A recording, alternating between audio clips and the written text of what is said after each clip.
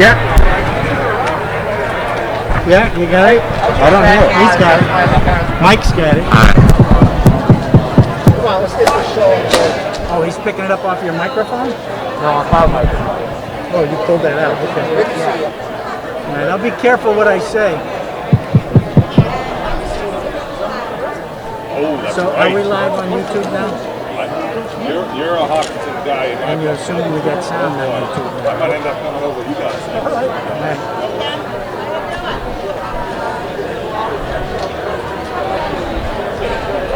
He's got a quorum. We should sample ticket. Okay. I got other things I can do afterwards. I got a lawn that's 10 inches high. No, he's over by the door closer. Why, you want me to yell at him?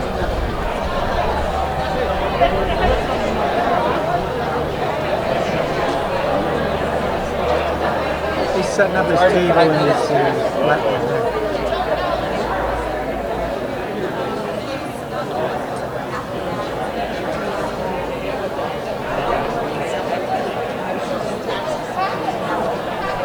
Okay, let's go. They're getting ready to start, Mike.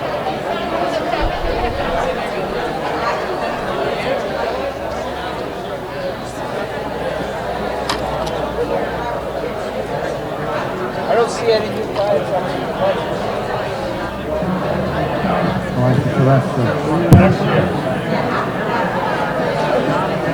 I see Barry Smith putting in a new septic system behind the fire. Saw all that Well, clearing there. I probably haven't had a system in for 100 years. You gotta figure this stuff out. I'm nervous because we had just gone down there and all of a sudden stuff was bumping So up. if they ask me, we're ready. And I'm like, oh my God, I go, we haven't even started. So Mike, if they ask me, we're ready. Exactly. I'm like, oh, it's already been into the bus. I thought we were in trouble. Oh, he's got a good guy doing it.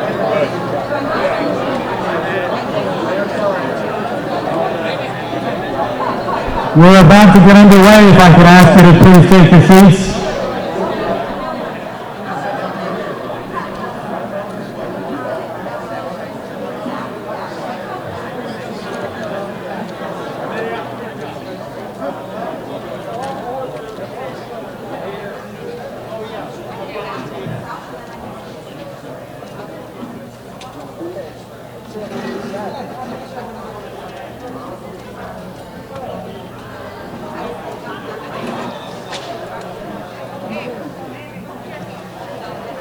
Wait, say that again?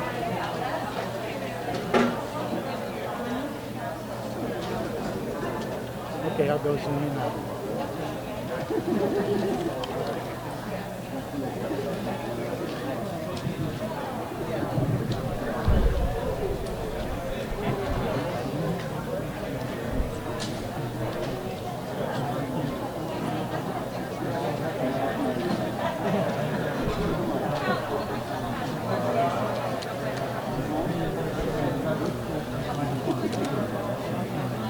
How's that? How's that? Oh, okay. Yeah, they haven't even started yet. All right. Sean, no, Lisa.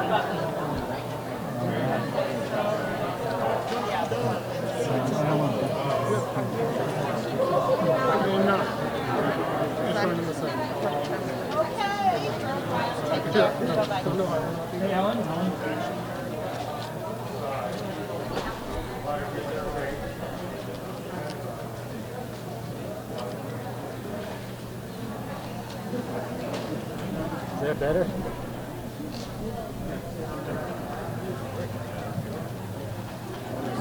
Yeah, it's so dark in there, it's hard to see through the things. I can see right through you.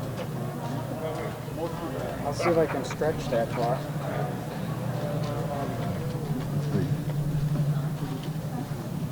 Well, they're getting ready to go. You see the camera one? The 2020 Hopkinton Annual Town Meeting will come to order. Please rise for the presentation of colors and remain standing for the Pledge of Allegiance.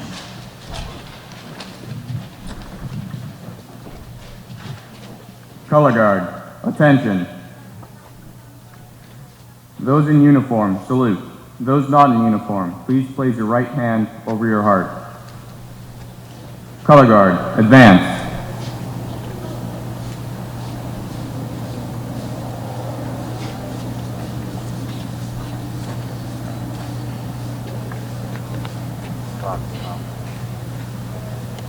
Color guard, halt. Color guard, cross the colors. Anna, please lead us in the Pledge of Allegiance. Allegiance to the flag of the United States of America and to the republic for which it stands, one nation, under God, indivisible, with liberty and justice for all. 2. Color guard. Post the flag of the United States of America.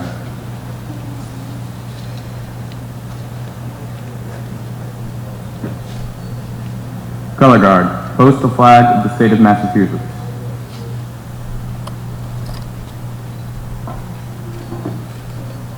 Color guard, honor your colors. 2. Color guard, return to ranks.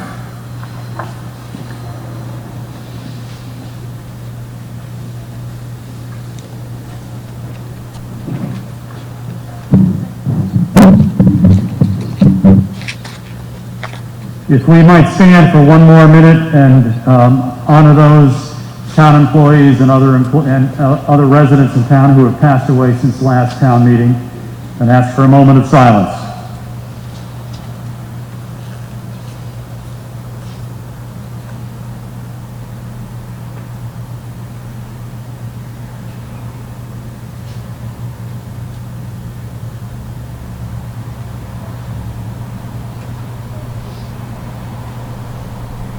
Thank you. Please take your seats. Let's thank Scout Troops 1, 4, and 11 for their participation this morning.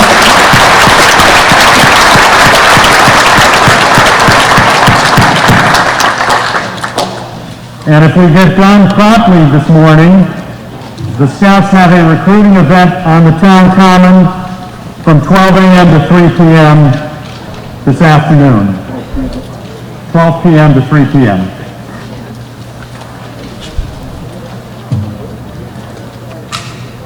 Here are the rules of today's meeting. First and foremost, we need to observe social distancing, and we've been asked to keep our masks on even while we're seated. And isn't it a spectacular morning? How would you like to conduct town meeting like this every year?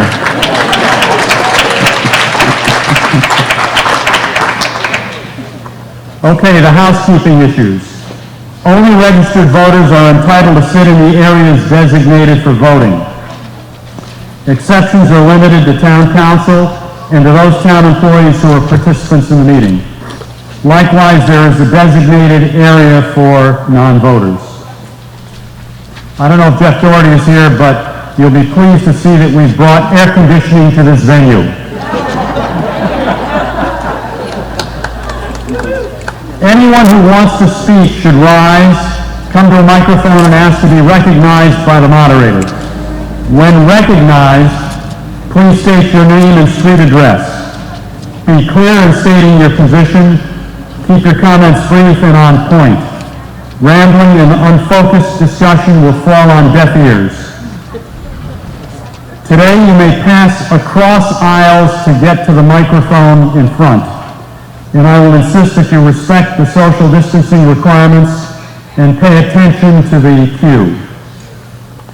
I recognize that it may take speakers extra time to reach the microphone, and so don't feel a need to run in order to be recognized. I will allow discussions of articles to run their course so that this meeting will feel like any other town meeting. At the same time, if I feel that items are being repeated and rehashed, in light of our desire to run an efficient and safe meeting, I will respectfully request that we move on. Only those who are recognized by the moderator can speak, and they should stop when asked by the moderator. The speakers making opening presentations on the major budget articles will have 10 minutes to speak. Other article sponsors will have 3 minutes to make their presentations. Other speakers will have 2 minutes to speak unless the moderator allows an extension of time. A speaker may have a second opportunity to speak only when all others have had a chance to enter the discussion. Any and all discussion must be directed strictly to the article that is under consideration. All questions go through the moderator, no debating. Please do not stand other than to address the moderator or to vote. If you are proposing an amendment, you must state it at the microphone. It must be written legibly and presented to the moderator. Please be respectful of meeting members' time and have your written amendment ready as quickly as possible. Finally, remember that we are neighbors before the meeting and will continue to be after the meeting. We are here participating for the betterment of our town. Let's maintain our civility and keep our minds open to persuasion. Now I call on our town clerk, Connor Deegan, to come forward for the call and return of the warrant.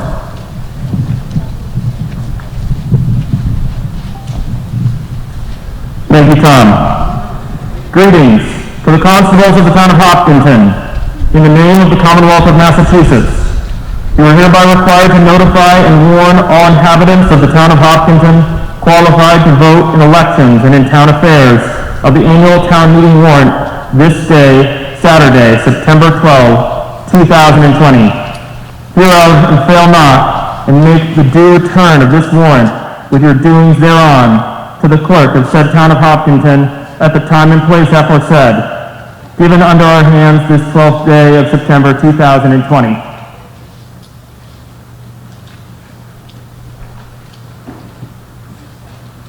Thank you, Connor. The first order of business is to appoint a deputy moderator. I nominate Ellen Rudder to serve in that capacity. All those in favor signify by saying aye. Aye. Thank you. Now I call on Brendan Tedstone, Chairman of the Board of Selectmen, for a motion on the customary procedures relating to the time of today's meeting.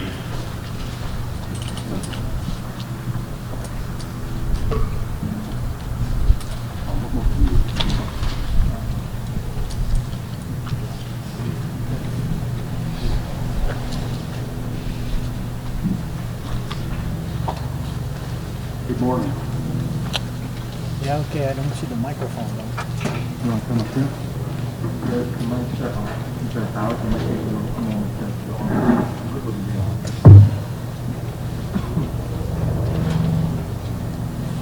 Good morning.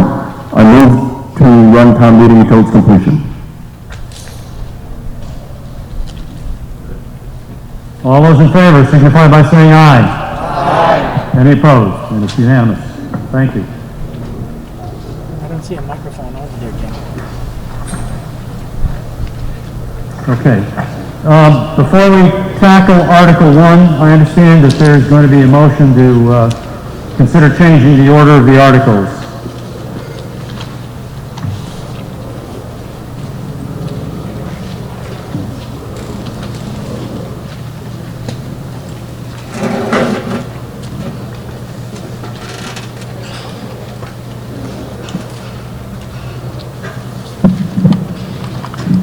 Somebody's at the mic. Ann Karnofsky, resident of 133 East Main Street. I have a motion from the citizens group, Save the Forest. We move Camera 3 live. that the Articles 19 and 20, they have a relationship between them, be taken out of order to the beginning of the warrant due to health concerns and COVID-19 risk for members of our group. Is there a second to that motion? Second. Okay, the motion has been seconded. Is there discussion with respect to this motion? The motion would ask that Articles 19 and 20 be considered as the first articles in today's meeting.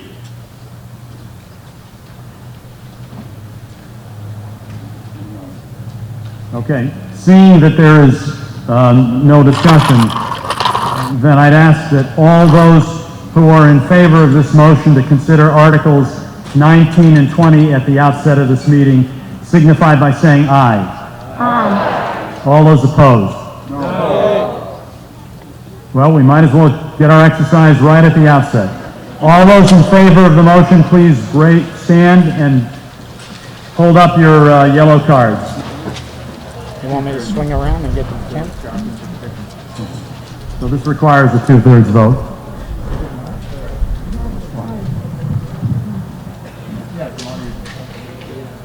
That's as much as I got, that's it.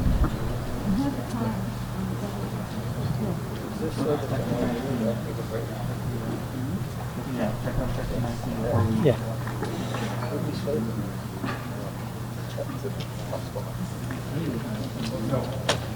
See, if you had remotes, you could daisy chain them.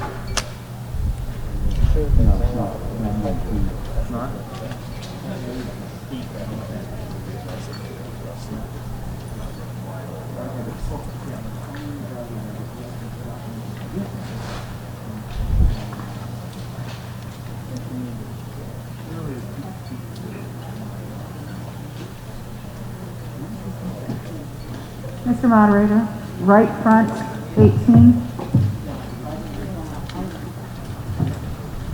Mr. Moderator, left front, 19.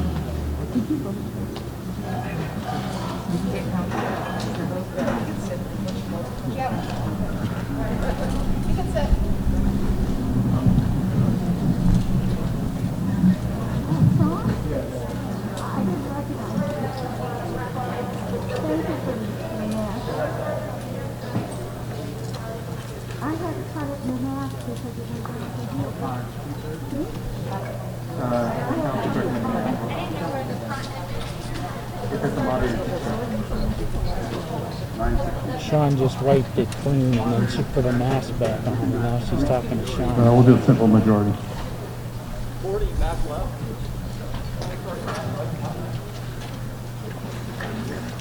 How many? 40? And then, are we missing any? Ellen?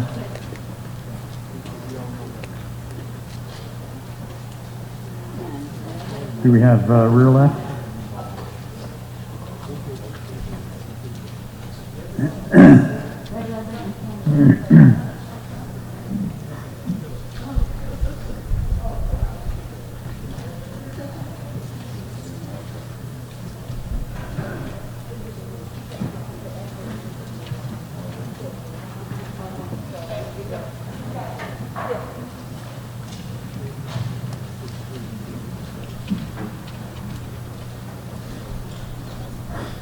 That rear left is 50.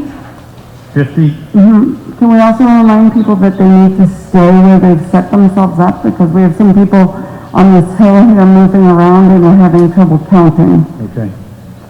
All right, all those opposed, stand and hold up your ballots.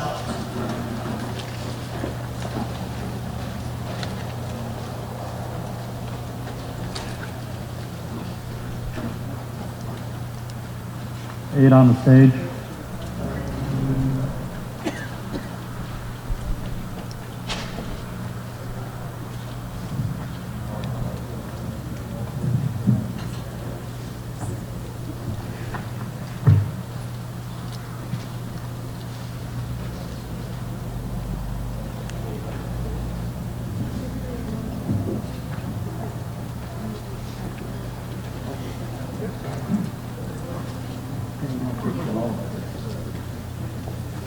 Right front, 13.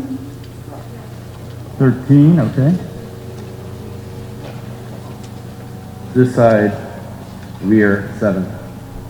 Left side, rear, this right side, your side, right? How many? 7. 7, got it. Left front, 20. Right rear, 5. Right rear 5.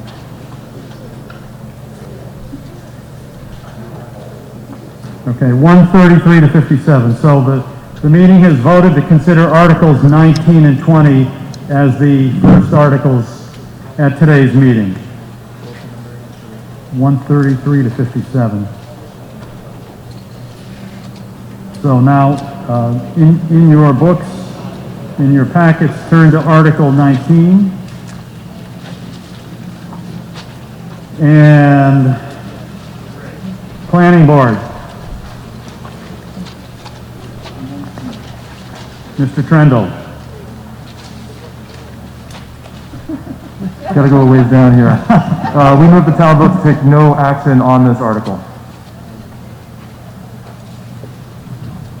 Okay, so the motion that has been made is to take no action, which means that the meeting, if the meeting votes in favor of this by a simple majority, then there will be no active consideration of this article. Is there any discussion with respect to the motion to take no action? Ms. Karnowski. We ask that the town vote to take active consideration of this article number 19. As the zoning map has been approved by the planning board 7-1, the planning board has determined no action simply to make the meeting more efficient and shorter. But as we are all assembled here, I ask that we do vote on Article 19. To many of us, it is extremely important, and it relates to Article 20. The Article 19 is the zoning map for solar, for industrial solar. This will not prohibit residents from putting solar on their own roofs. And also, the map can be increased later by the planning board in the next few months. What this map does do, it protects residential neighborhoods as well as desirable fields and forests. And my citizens group is very much for this map because it removes the forest of 75 acres with trails at Liberty Mutual. It removes that forest from solar development. Thank you. Is there other discussion? And please step aside.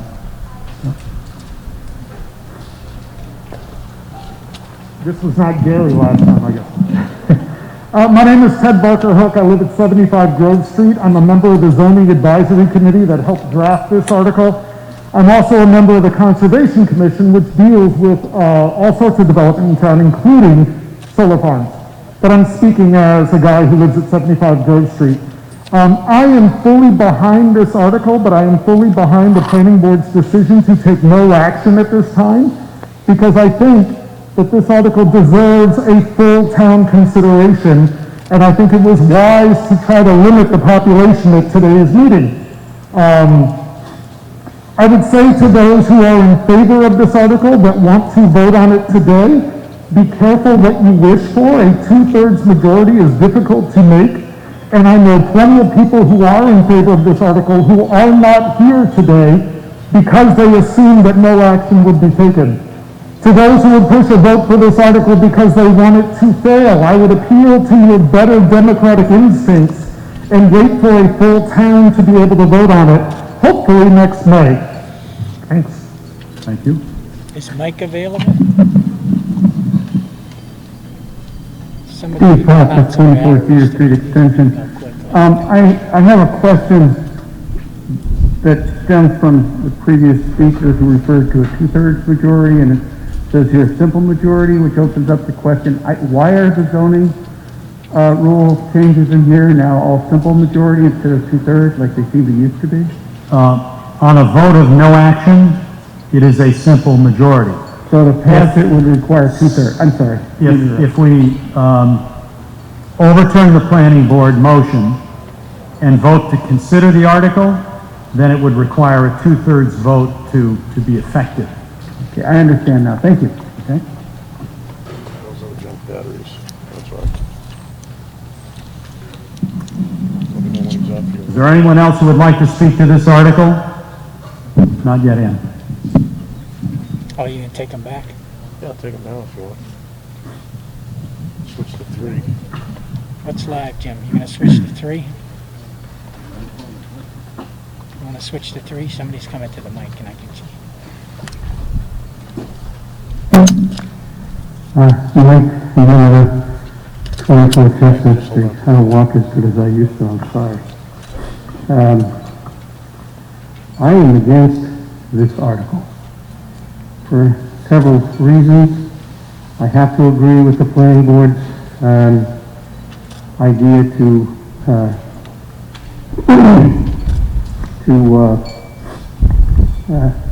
vote no, or no action on this. Number one, because I'm not sure we have a quorum here, and a lot of people in the town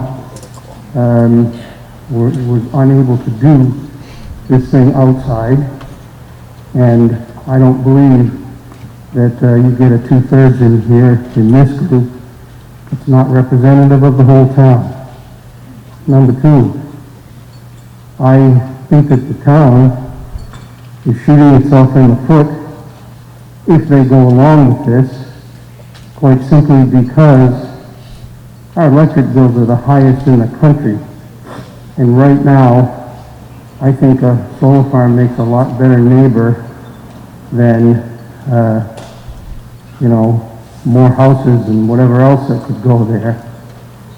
And I also don't believe that it's good for the town just because if we allow this zoning thing to happen and you say, well, we're only going to have solar farms along the highways, that will pretty much kill all solar development in the town because the attachments that they have to make with these units has to be near some sort of a power line.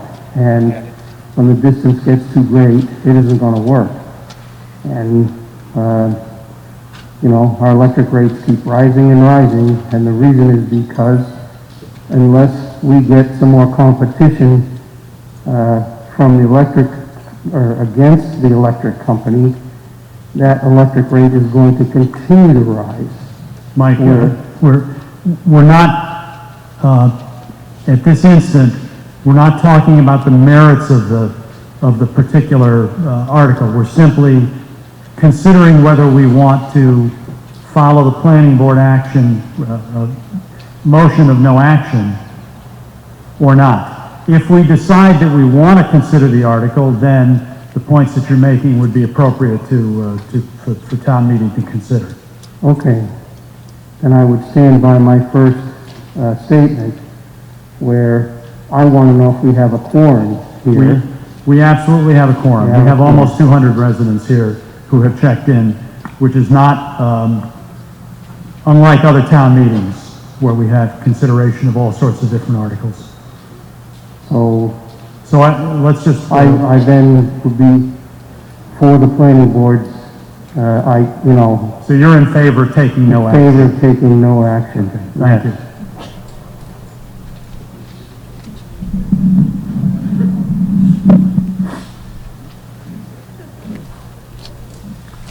Craig Nation, 279 Wood Street.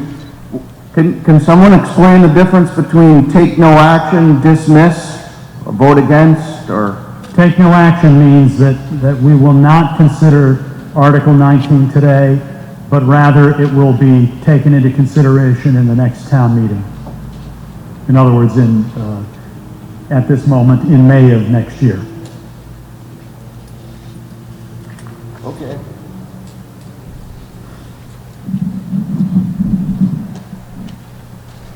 Stacy Spies, 16 Alexander Road.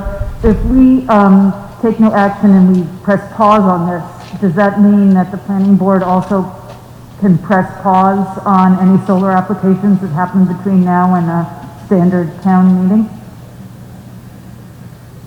The question is, is it possible for solar to go in between now and next May? Mr. Trendle or Town Council, do you want to comment on this? I think it's warranted. if we take no action on this article, then the zoning that is in place today will continue to apply. Any applications that are made under the existing rezoning will have to be considered in due course by the planning board. Okay, so it would be, it's the status quo then, it's whatever we've been operating under. Okay. That's correct. Thank you.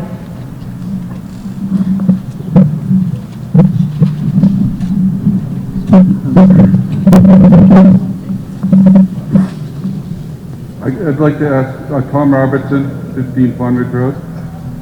I'd like to ask a question as far as taking no action, if that guarantees that this article as it stands today will in fact be considered in its current state at the next town meeting, or if in fact that can be changed, or the planning board can make a decision to change it, or Zach can change it.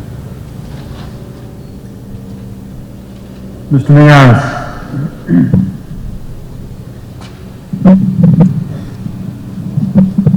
Is it on? Okay. There's a whole process that has to be gone through before town meeting can consider a zoning bylaw change. The planning board would have to conduct a new hearing and make a new recommendation. The recommendation that, the hearing that it took already and the recommendation it made is only good for 6 months. So the whole process would have to start over at the beginning. So there is no guarantee that this will come back in the same form next time. Planning board will have to consider and make its recommendation. So any of the permits that were, will be or have been issued since this article was presented for on the warrant are now could be at risk, because my understanding is from what you described or your firm described during the planning board process was that once this article, the zoning article, is put forth as on the warrant, that in fact any permits that were issued after that or that subsequently are in progress would be subject to this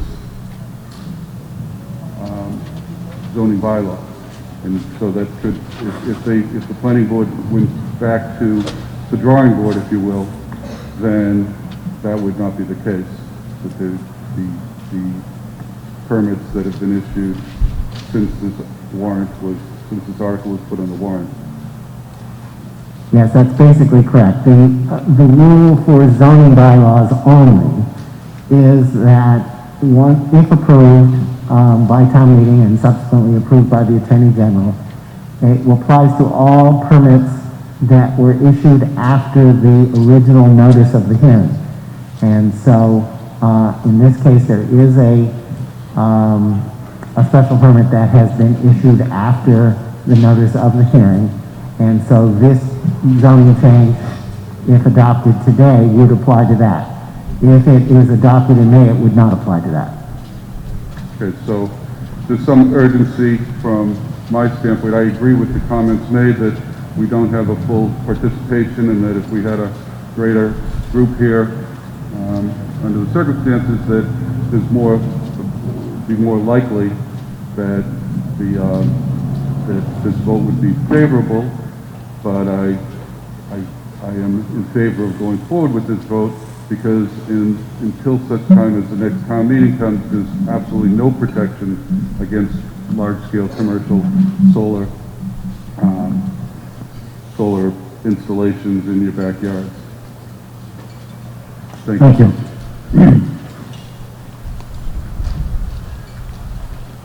Are there any other comments?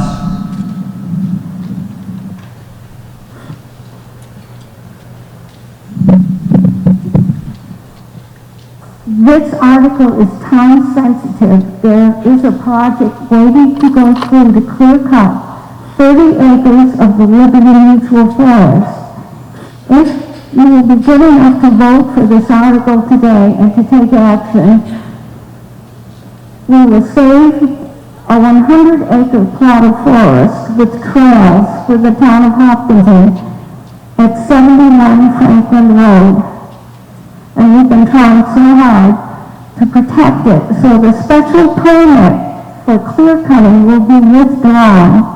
So I ask that you please go ahead and vote for this article today.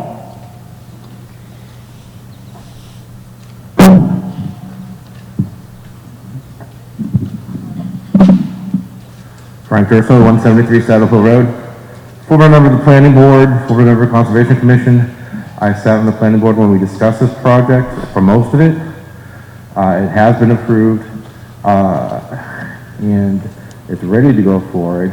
I think this is a single issue item that people are here for that I think is unfair that they're, I know they can be upset about it if they don't like it, but it's something that the whole Planning Board sat on and discussed and voted for. Now, there are other things that could happen on that property that include cutting down trees because that property is owned by someone that's not the neighbors. If you want to do something on your property, that's your own business. And it goes before the Planning Board, it's discussed, and the decision is made.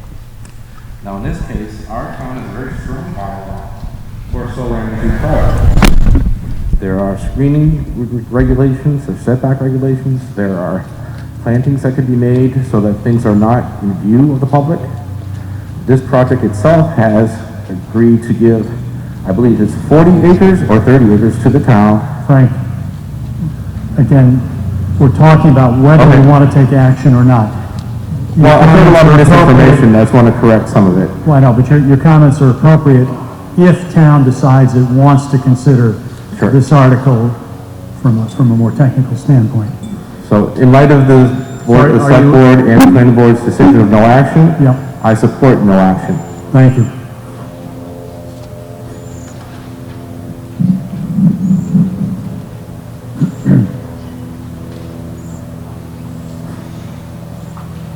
Sean Fiddle, 64 Teresa Road.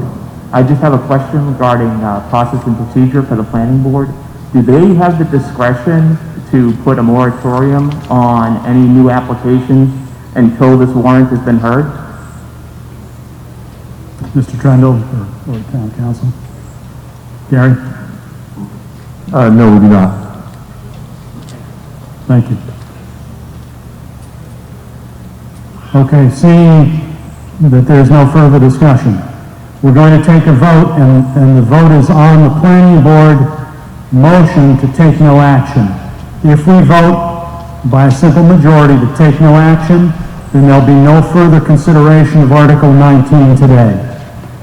All those in favor of taking no action, please stand and hold your cards up.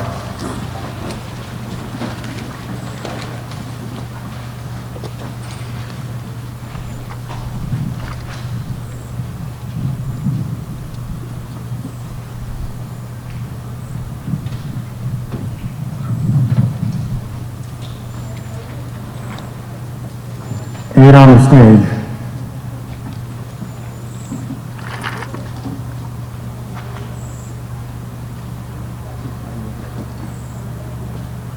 I'll check the one.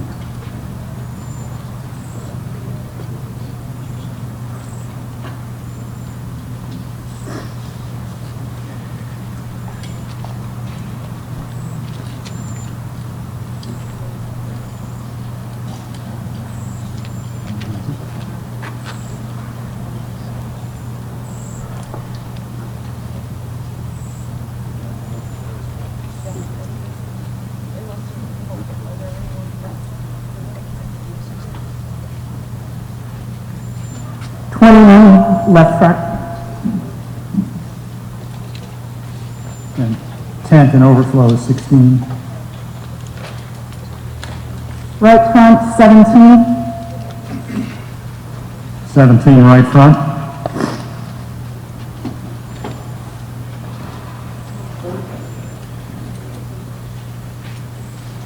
Back right. 31 back right.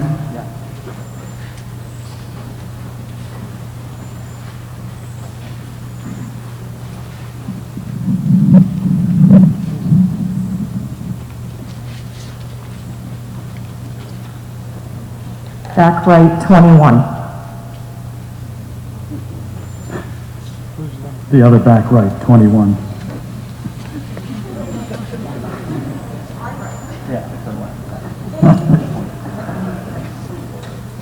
Okay. All those in favor of taking action, stand and hold your cards up.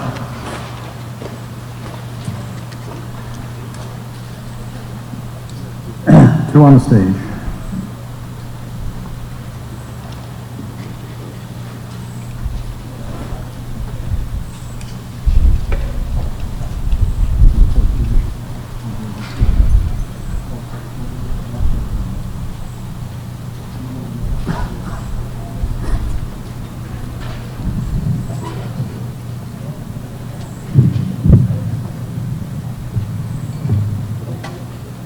Seventeen left front.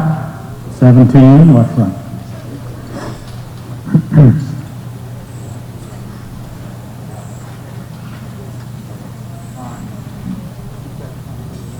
Right front 16. Right front, 16. Left back 13. Left back, 30.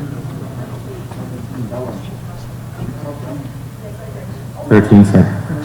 13. 13.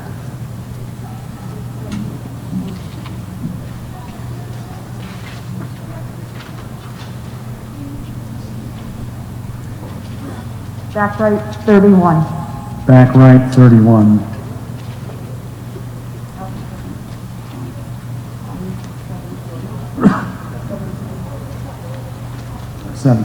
In the tent and overflow?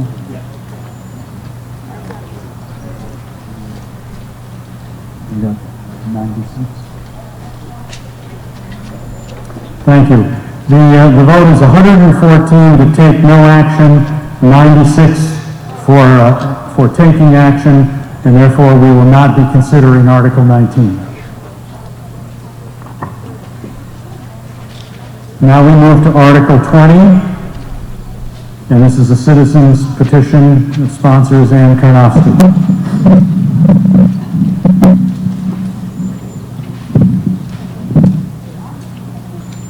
I will present Article 20. It's just simply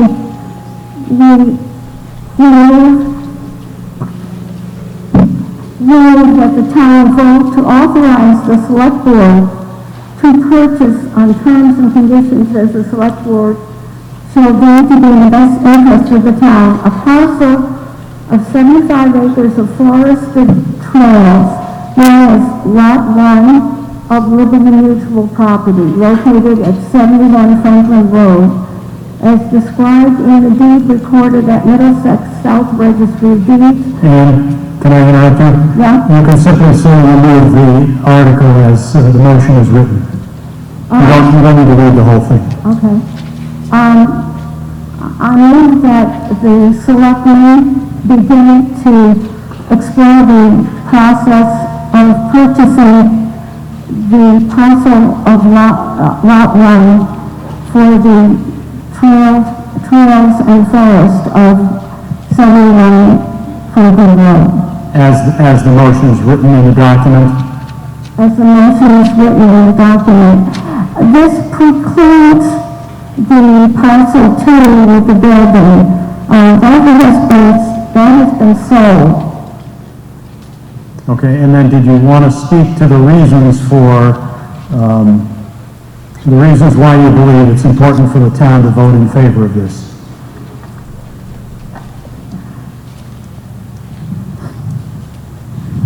I believe that the town on the east side has been developed with legacy farms, and at this moment, this forest of 75 acres is extended by Holt Dairy Sanctuary. It would be a great resource for the town, and it's necessary for the wildlife habitat, since they have no place to go since the development of legacy farms. Thank you. Select Board, your recommendation. Select Board recommends approval, but point of clarification, this simply allows... Just a minute.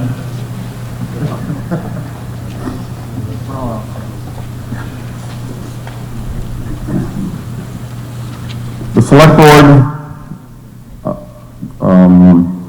votes that we approve this, but for point of clarification, this does not mean that we are going to purchase this land. All this does is opens up the town to negotiate a price. Once the price is set, it would then come back to town meeting, and it would be up to the townspeople to vote on it. So this does not give the Select Board unilateral authorization to buy a piece of land. And then capital improvements. Oh, housekeeping, is there a second to the motion? Okay. Capital improvements? CIC recommends approval. Okay, capital improvements recommends approval. Now, discussion on the article.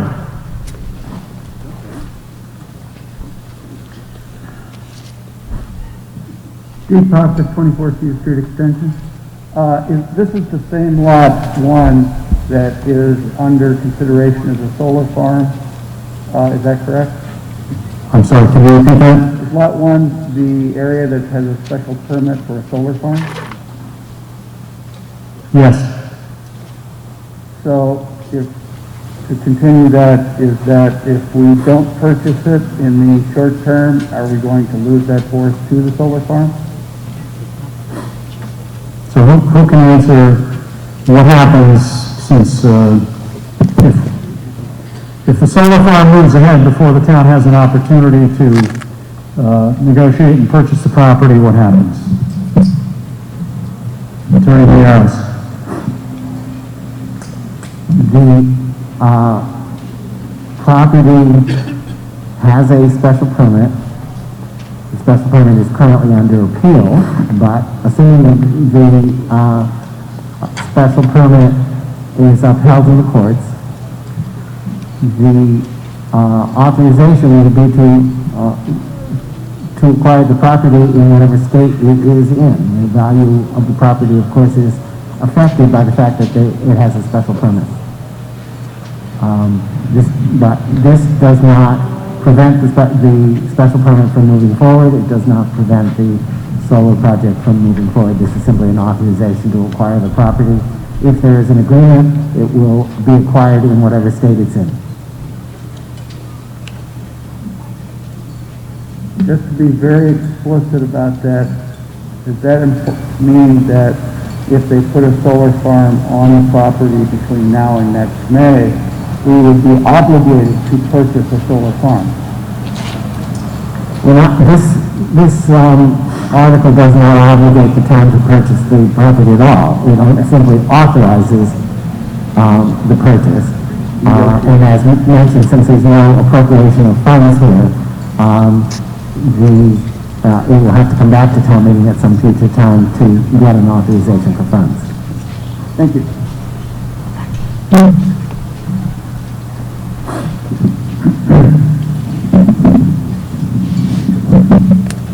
Ed Harrell, 8th Spring Line, member of Concom, chair of the Open Space Preservation Commission. The commission has not voted on this, so I do not speak for the commission as an entirety, but as a citizen of the town, I support the purchase. Thank you.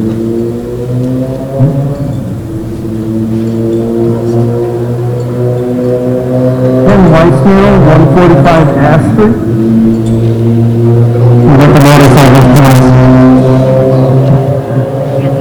Ken Weissmuller, 145 Ash Street, chair of the Community Preservation Committee. I'd like to point out to all members here that applications for CPC projects are due October 22nd. So if you want CPC to fund the project, any project, that you need to get your application in by October 22nd. After we get our applications in, then we have our public hearing process leading to next May's annual town meeting to consider all the projects that are before us. CPC does not have unlimited funds. When we typically buy open space, we usually buy them at open space prices, not developer prices. We encourage the Open Space Committee to look at this and see whether or not they would like to recommend it to the committee. That would certainly help the process from a 3DC standpoint.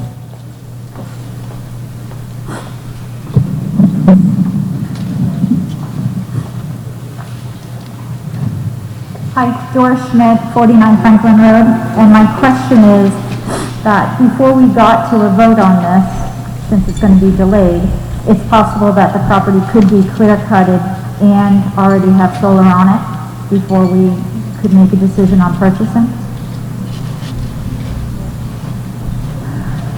Attorney Williams. Well, it's certainly possible.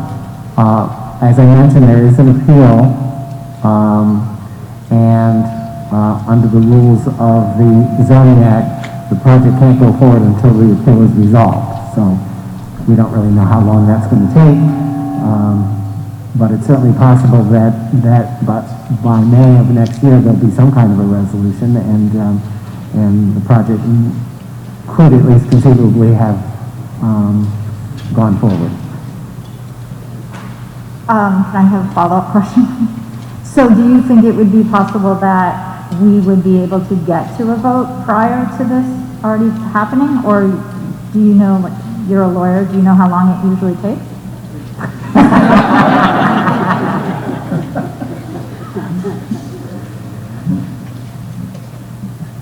All depends on how much lawyers are being paid.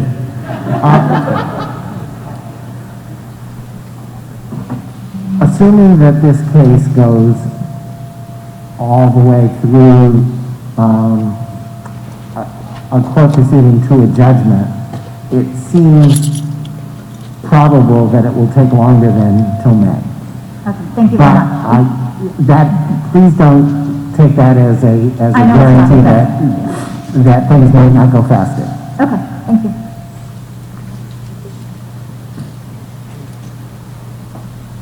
John Ritz, 11 Erica Drive. Under the current plan for the solar facility, what percentage of that property is going to be cleared for solar, and how much is going to be left as open space? Mr. Turnbull.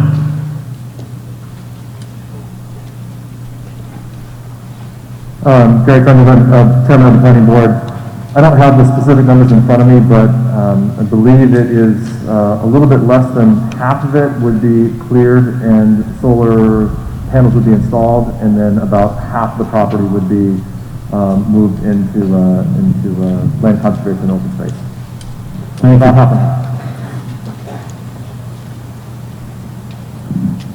Any other comments, discussion? Okay.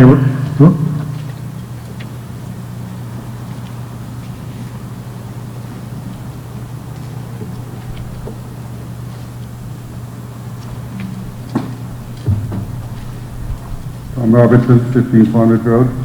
I'm intimately familiar with this particular piece of land, and I think that it should be noted in the context that this land has trails that connect everything from Hopkinton State Park through to Ashland and the trails that go on into Holliston. So it's not just a single plot of land in the middle of nowhere.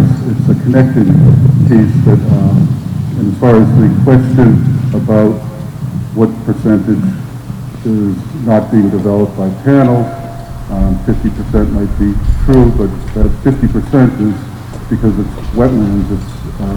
It's not developable, which is why the trails give access to those wetlands and the pond and the nature, and so it's an important consideration, not just for that piece as a standalone piece, but the way that it connects the rest of the community. Thank you. Thank you. Okay, I think we're ready for a vote.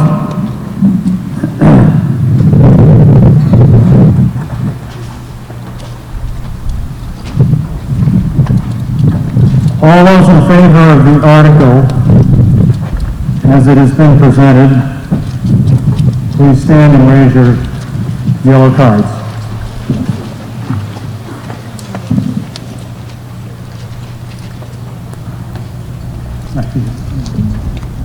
Yeah, let's try this by voice vote, since this is just a simple majority. All those in favor signify by saying aye. Aye. Any opposed? No. And it's clearly a majority. And so it passes.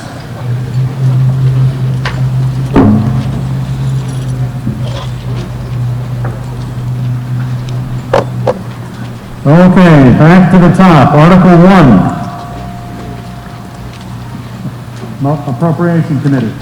Article 1. Fiscal year 2000. Cutting out. No. You want to use this one, Mike? No.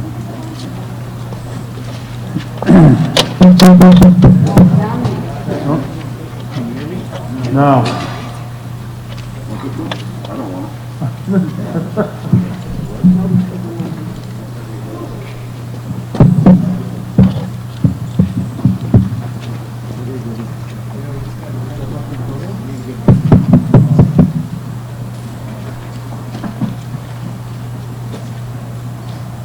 Can you hear me now?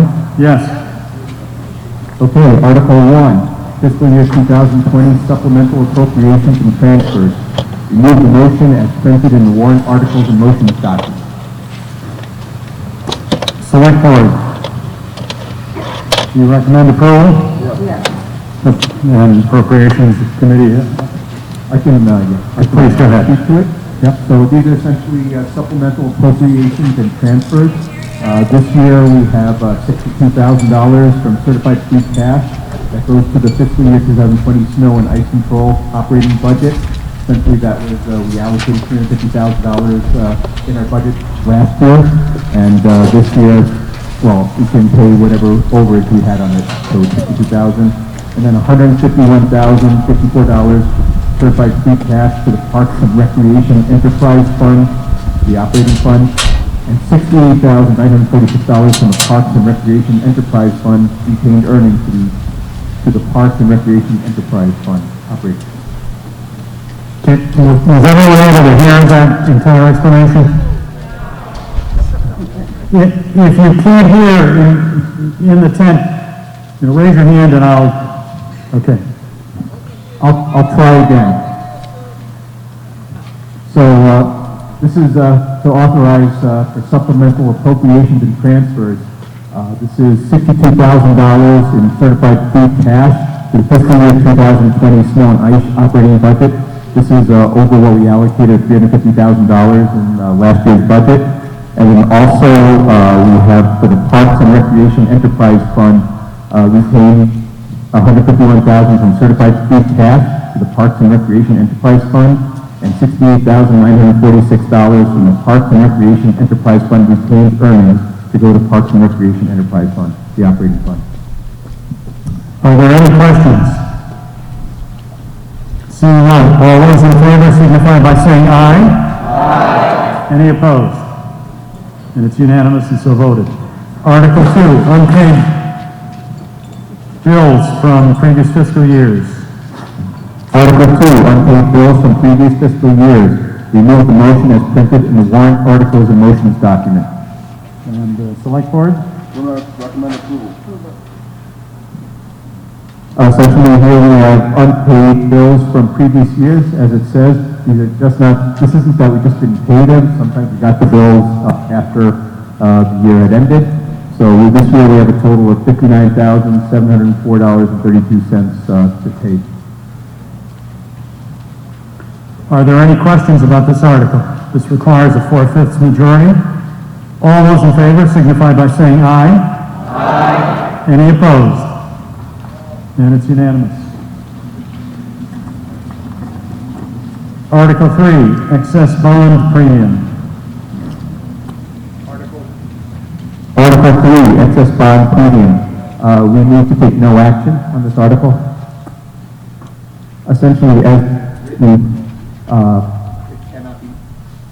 it is written, it cannot be executed, so therefore we're going to move it to annual town meeting 2021. And Select Board? No action. Select Board also recommends no action. Any discussion? All those in favor of taking no action on Article 3 signify by saying aye. Aye. Any opposed? And no action will be taken. Article 4, personal property. Article 4, personal property. Remove the motion as printed in the warrant articles and motions document. And Mr. Tedstone. Approval. Select Board recommends approval. Okay, so this is essentially personal property that those businesses who pay personal property taxes, we're changing the minimum value for business personal property from $1,000 to $2,500. Essentially, the reason for doing it is if it's only around $1,000, it's only a few dollars that we get in personal property taxes, so it's not worth the effort, so we're just raising it to $2,500 to make it more reasonable. Okay, seeing no discussion, all those in favor of Article 4 signify by saying aye. Aye. Any opposed? And it's unanimous. Article 5, set the salary of elected officials. Mr. Tedstone. Select Board recommends approval. And appropriations? Appropriations Committee recommends approval. Move the motion as written. Okay. Select Board moves the motion as written. Are there any questions? Okay, all those in favor signify by saying aye. Aye. Any opposed? And it's unanimous. Article 6, fiscal 2021 operating budget. Appropriations? Article 6, fiscal year 2021 operating budget. Remove the motion as printed in the warrant articles and motions document. And Mr. Tedstone, Select Board recommends approval. I do have a presentation. If I can just sit here and talk about it, or okay.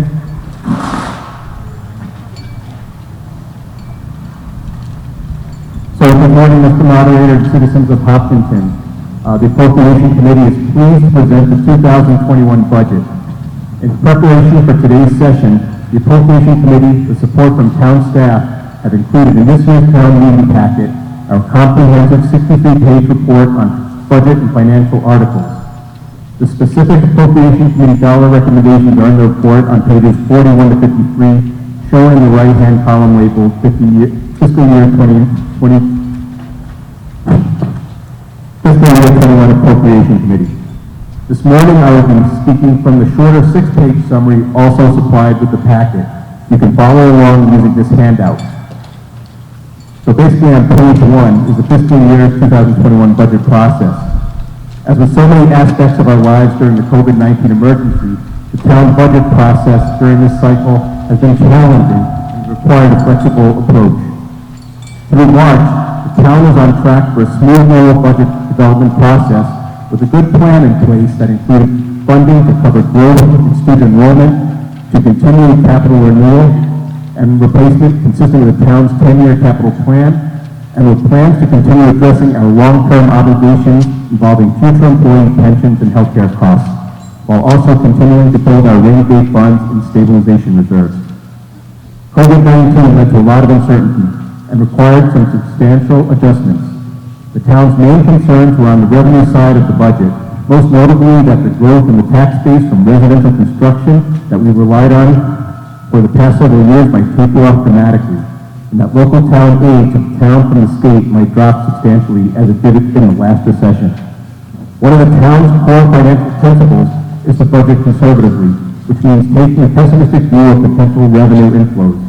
Taking that view, the select board, the town manager, the school committee, and other town departments work together to identify cost improvements and even consider tapping into the stabilization reserves to develop a balanced budget for fiscal year 2021.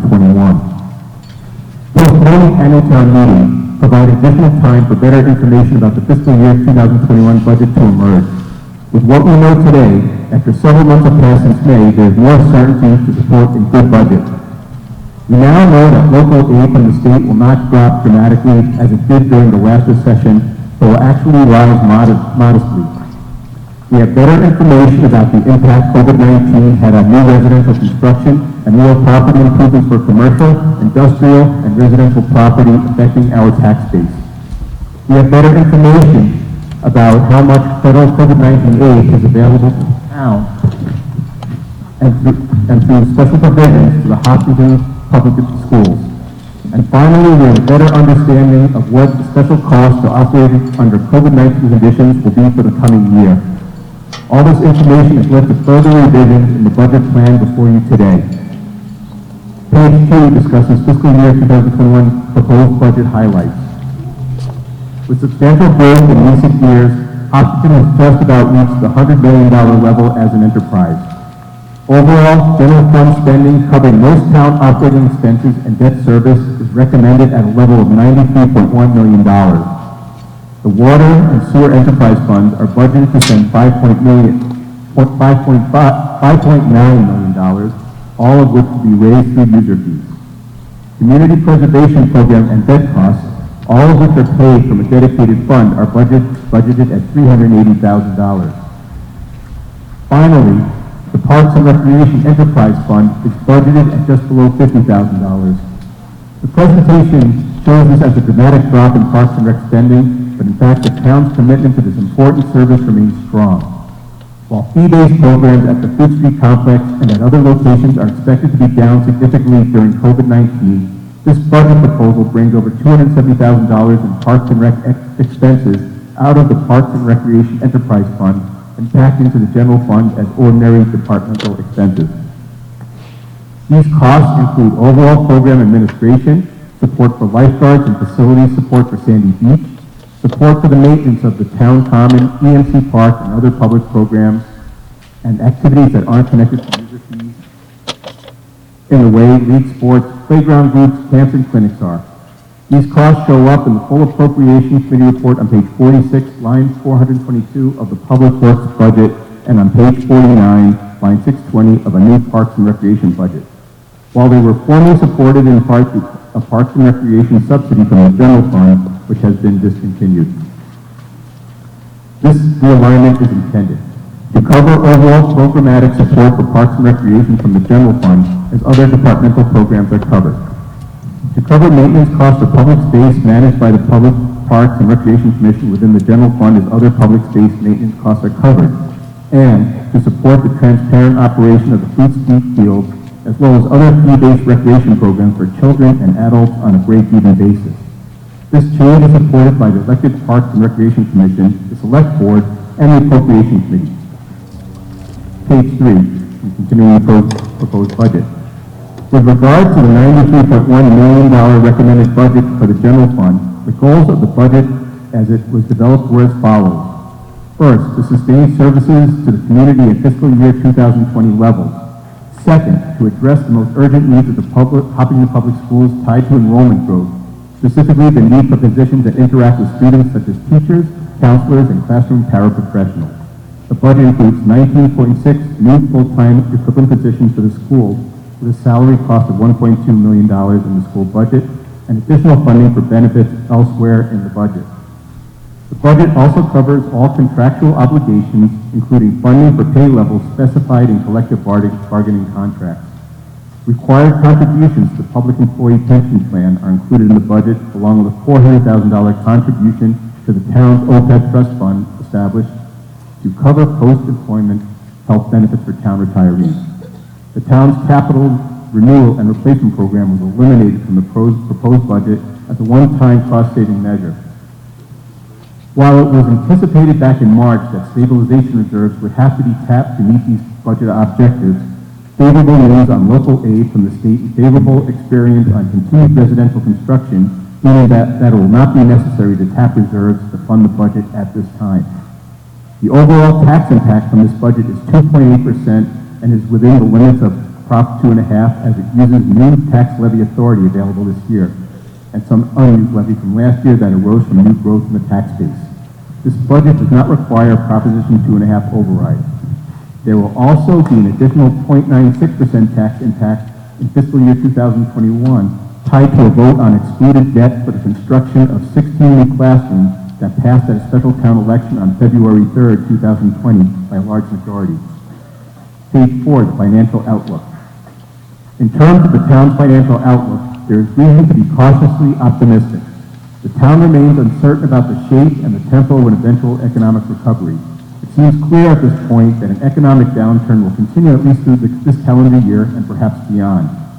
On the positive side, the town's stabilization reserves remain available to cope with future financial challenges, and they total over $6 million today, with another $2.1 million due to the school stabilization fund within the next 18 months from Legacy Farms' host community agreement. Federal aid is available through at least December 31st of this year to cover many incremental costs related to the COVID-19 emergency. Town property taxes continue to be paid timely, with over 99% of taxes collected on time, similar to the pre-COVID-19 collection rate. And finally, the town issued bonds in June, and the town's rating for creditworthiness was reviewed at that time. The rating remains at AAA, supporting borrowing at the lowest possible rates. Page 5. In conclusion, a combination of recommended budgetary actions and better than expected news on local aid from state and new growth in the tax base are supporting a budget that sustains services to the community at fiscal year 2020 levels and provides significant growth to the Hopkinton Public Schools for instructional and student support staff to serve a growing student population. The town has a strong cash position, is collecting revenue as projected, and has reserves that can support the continued delivery of critical services beyond fiscal year 2021. While the town's financial position today is remarkably strong considering the COVID-19 emergency, there are financial pressures on the horizon, unrelated to the pandemic.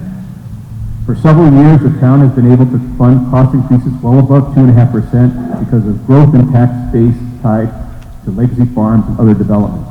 As that growth slows with the build-out of large available parcels of land, cost of growth for service delivery above 2.5% will be an increasing challenge.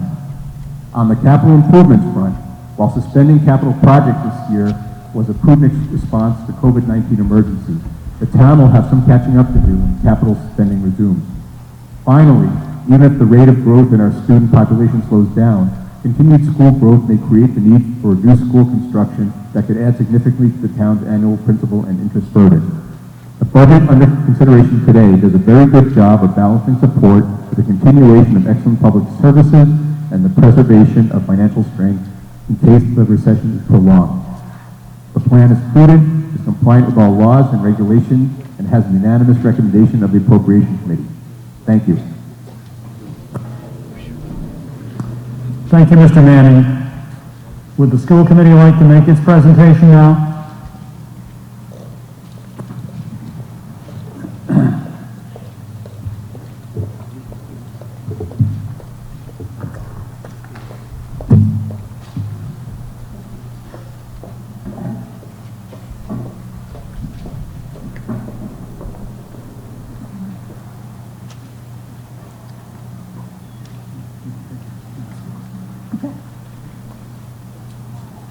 Good morning. I'm Carol Kavanaugh, Superintendent of the Hopkinton Public Schools. I am humbled, proud, and grateful to serve as your superintendent and to stand before you this morning. With me this morning is Mrs. Susan Rothenick, the Director of Finance and Operations for the Hopkinton Public Schools. Typically, when we make our budget presentation at annual town meeting, we share with you information about per pupil expenditures, various accolades, test metrics, and other hallmarks of the Hopkinton Public Schools. This morning, for the sake of expedience, we will eliminate those and really just get down to the numbers for you. As Mr. Manning indicated, we have been through this budget process probably 3 times. In the Hopkinton Public Schools, we begin our budgeting in September, and that carries through to January, and then to annual town meeting in May. In January, we had approved an 8.9% increased budget over FY20. It was shortly after that that the roller coaster ride began. On March 10th, the Hopkinton Public Schools were perhaps the first school district across the Commonwealth to close our doors due to COVID-19. On March 15th, Governor Baker closed all schools with an extension to April 6th, May 4th, and then to the end of the school year. So what had been on track was no longer on track. And in the midst of financial uncertainty that went hand in hand with the pandemic, we began to take a look at our budget that had been at an 8.9% increase, and that was reduced to a 6.6% increase over time, and that didn't come easily. I do want to thank our town manager, Mr. Kamalo, and the town CFO, Tim O'Leary, who worked countless hours with Mrs. Rothermick and with me to give you the budget before you this morning. So just to outline a few of the priorities in the budgeting process, in going from 8.9 to 6.6, we wanted to preserve classroom teaching positions. We all know that the enrollment has grown in the Hopkinton Public Schools, so sacred to us was keeping teachers in our classroom, which would reduce class sizes and keep them in places where students could learn maximally. As you know, personnel makes up about 80% of our budget, so in completing that task of preserving teaching positions, we really had to look at other places to make cuts.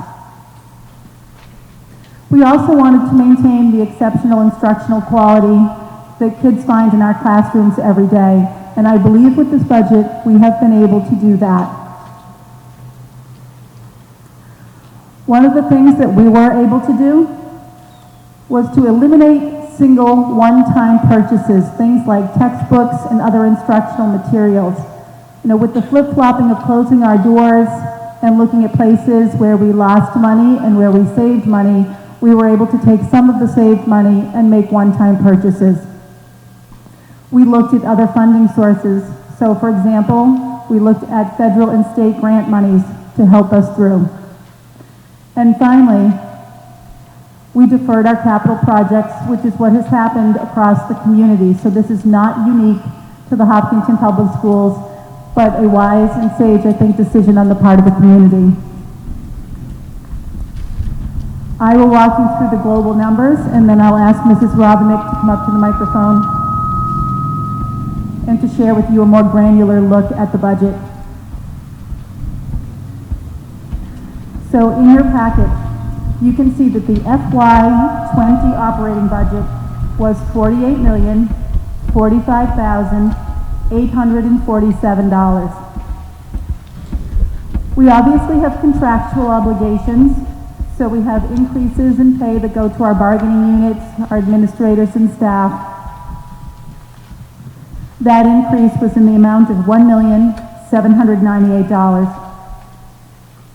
We had new staffing requests that were honored in the amount of $1,231,349. And our expense budget was increased minimally at $131,206. I stand before you today and we are requesting an FY21 operating budget for the Hopkinton Public Schools in the amount of $51,206,402, which is a 6.6% increase above the FY20 school budget.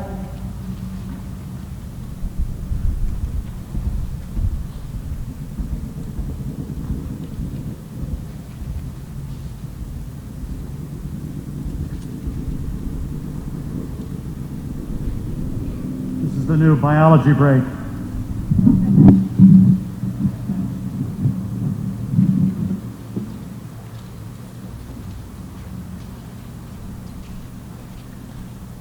Good morning.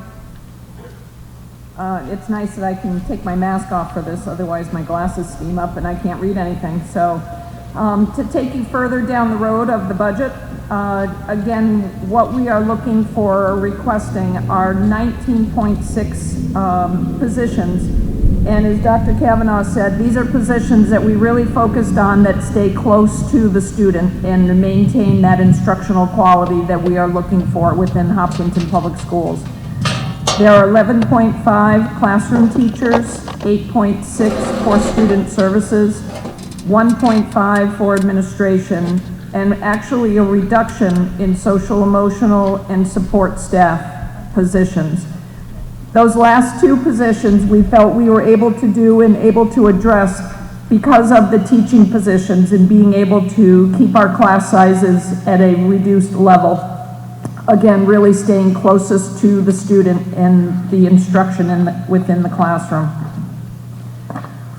When you look at the expense budget increase, again, it is a minimal increase. The beginning is transportation. That is our contractual obligations, but also the addition of 2 additional buses. And this is really around growth, as we see within our classrooms, also within the budget where we need to transport our students. Technology, an increase, again, really tied to growth, getting at software and devices. Building and grounds, that is an increase for preventive maintenance and our continue the equipment replacements that we have been doing for years. Student services, contracted services, and special education evaluation. Of course, this is based on student need. Student needs change all the time, so this is addressing those needs. Central office is emergency preparedness, which is really our AEDs, servicing those AEDs, making sure that they are ready to go at any time, and also legal fees. Getting back to what Dr. Kavanaugh spoke about in terms of looking at one-time purchases and how can we address those.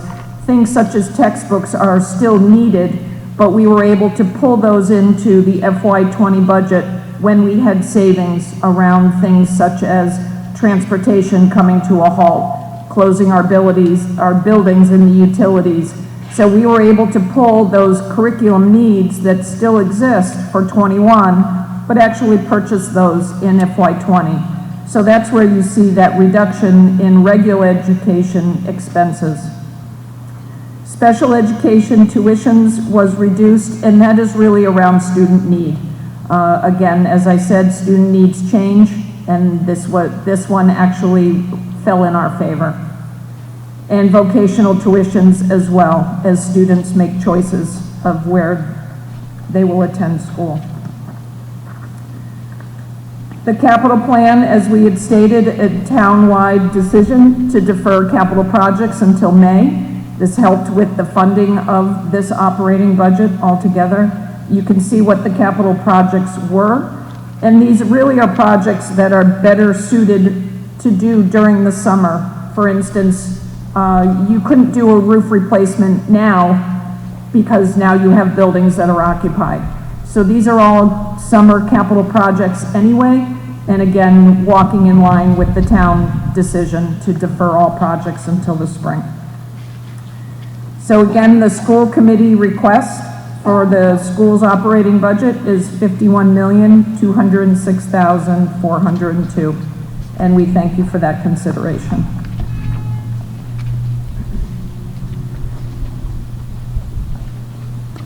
Let's start with any questions for either the superintendent or the school's CFO. Any questions relating to the school budget?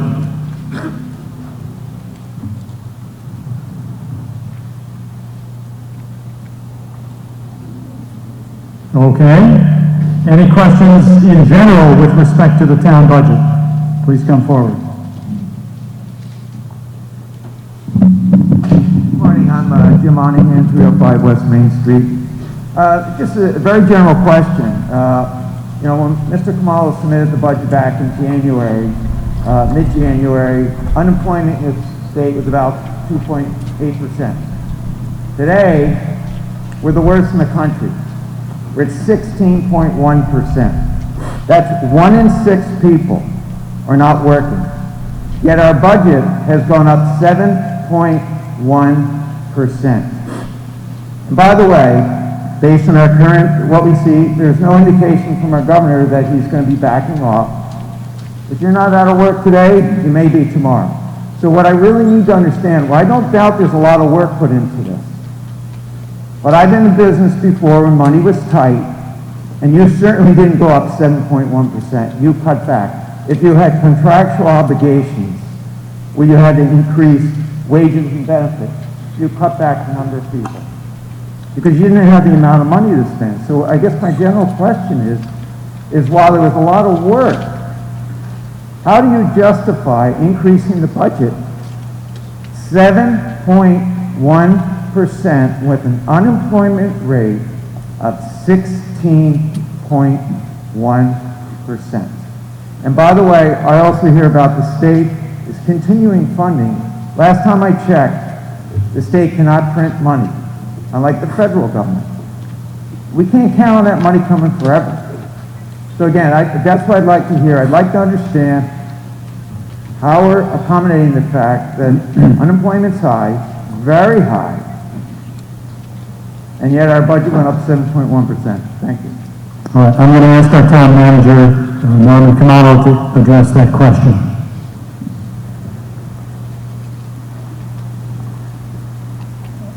Good morning, town meeting.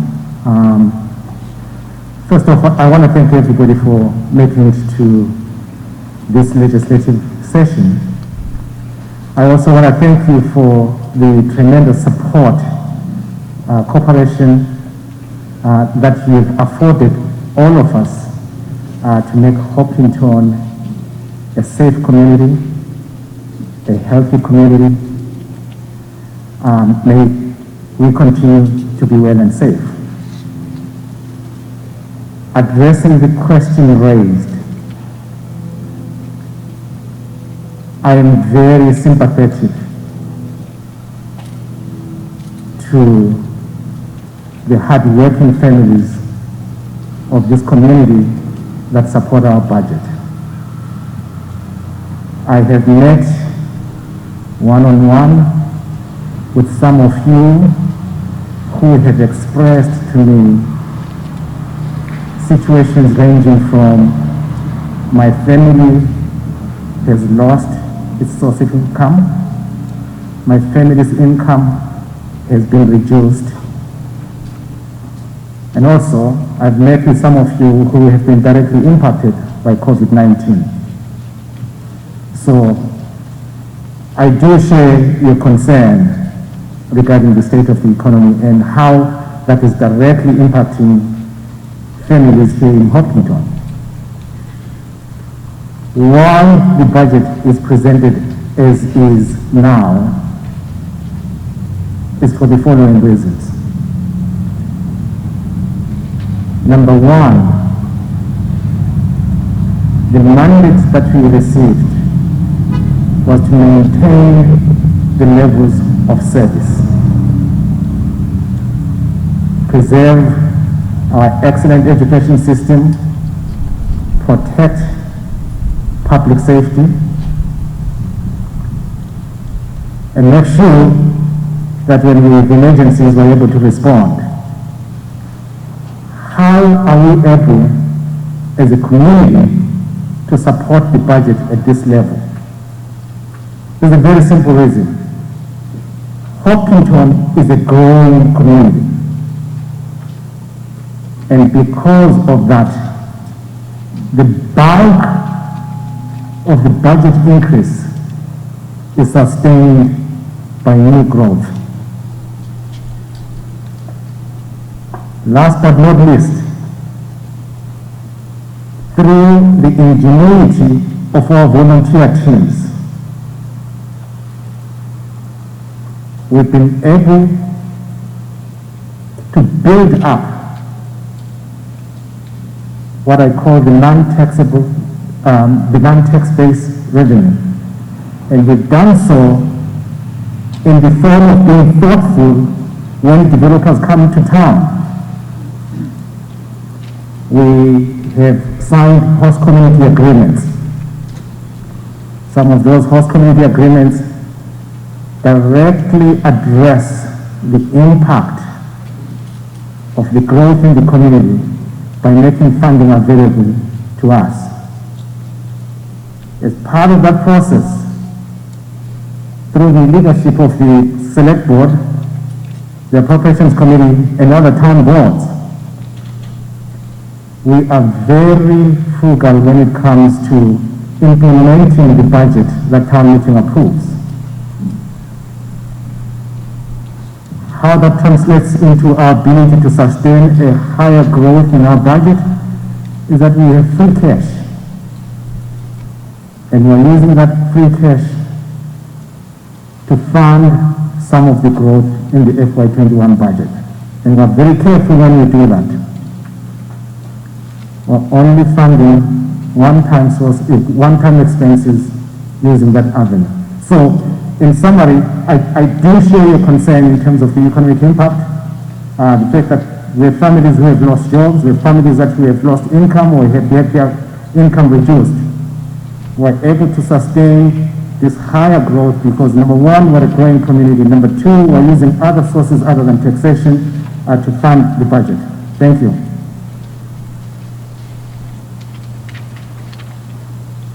Thank you, Mr. Kamalo. Is there any other discussion on any of the budget issues? Okay, seeing that there is no further discussion, we're ready for a vote. All those in favor of Article 6 as presented signify by saying aye. Aye. Any opposed? Aye. And it's nearly unanimous, and so passes.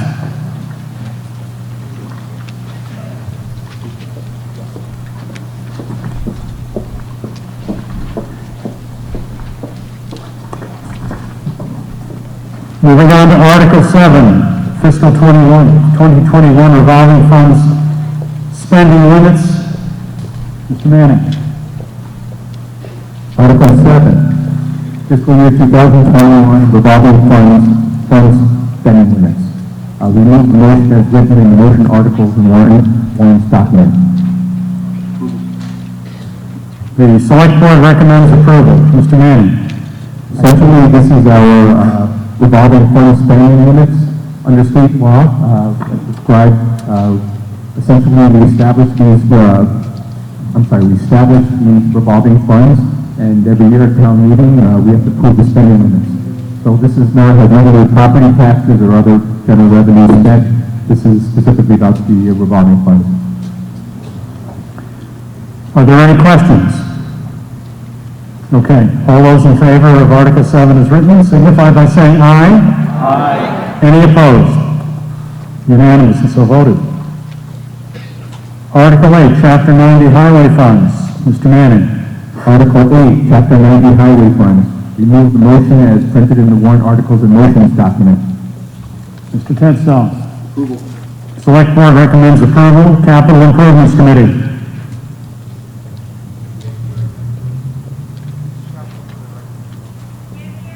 Capital Improvements is recommended approval. Mr. Manning. Essentially, this is Chapter 90 Highway Funds that comes from the state, and it gives us the ability to appropriate it by approving this. Are there any questions on Article 8? Okay, seeing none, all those in favor signify by saying aye. Aye. Any opposed? Unanimous and so voted. Article 9, transfer to other post-employment benefits liability trust fund. Mr. Manning. Article 9, transfer to other post-employment benefits liability trust fund. We move the motion as printed in the warrant articles and motions document. Mr. Tedstone. Select Board recommends approval. Mr. Manning. Essentially, this is $400,000 from free cash that goes to OPEB, or this is post-employment benefits fund. This is for health benefits for retirees. Are there any questions? Okay, seeing none, all those in favor of Article 9 signify by saying aye. Aye. Any opposed? And it passes unanimously. Article 10, leased East Main Street parcel for International Marathon Center. Mr. Tedstone.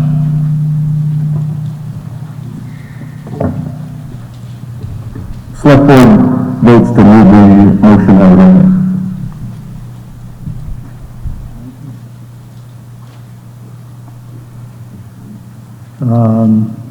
Capital improvements?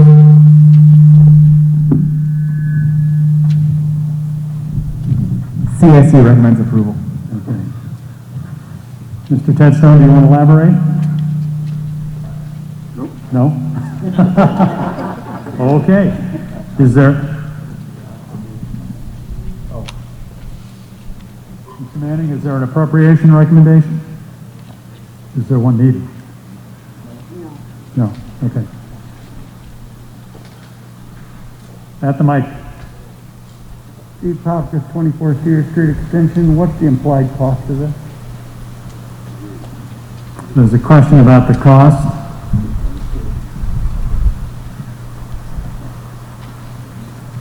At this point, the cost is zero to the town.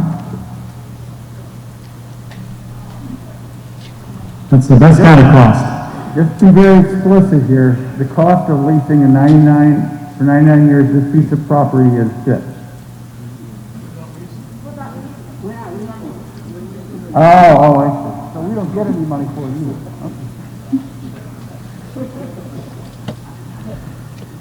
Okay. Is there any further discussion? Okay, all those in favor of Article 10 as written, please indicate by saying aye. Aye. Any opposed? And it clearly passes. Article 11, Community Preservation Funds. Mr. Manning. Article 11, Community Preservation Fund. Remove the motion as printed in the warrant articles and motions document. Mr. Tedstone. Recommend approval. Select Board recommends approval. Mr. Manning. Essentially, this is our, community preservation fund. It's raised through a surcharge of 2% on real estate property bills, and essentially, it's the anticipated receipts for 2021 are $1.4 million. So this is essentially puts out here's our total amounts that we have, and here's how we're budgeting for appropriating them to different buckets. And do I read this correctly that in Article 12 you'll be voting to, or the town will be voting to expend about $560,000, and that the remainder is going into reserve? Yes, that is correct. Okay. Is there any discussion with respect to Article 11? Okay, seeing none, all those in favor signify by saying aye. Aye. Any opposed? And it's unanimous. Article 12, CPC recommendations. Mr. Weissmantel. Ken Weissmantel, 145 Ash Street, Chair of the Community Preservation Committee. The CPC moves motion number 1 as written in the warrant articles and motions document on page 13. Mr. Manning. Appropriation Committee recommends approval. And capital improvements. CIC recommends approval. Okay, Ken, do you want to do any explanation? Mr. Rodway, I'd be happy to answer any questions if there would be, but we have 7 projects that we're funding with CPC funds. The Business and Conservation of Town Records from Town Clerk. We're studying downtown properties to see whether it should be included in the historic district. $400,000 to work on the exterior of the 25 house right over there that needs a lot of work. $25,000 for a trail to go to the Stone Bridge on 85. We have $74,000 for a campus trail connector, of which the town has already received the town grant for. So that's a very good to get the national money before we put up our share of money. And $20,000 for the completion of the previous trail going to finish the Starbucks and things like that we had increased earlier. And then $75,000 to basically do the design of stormwater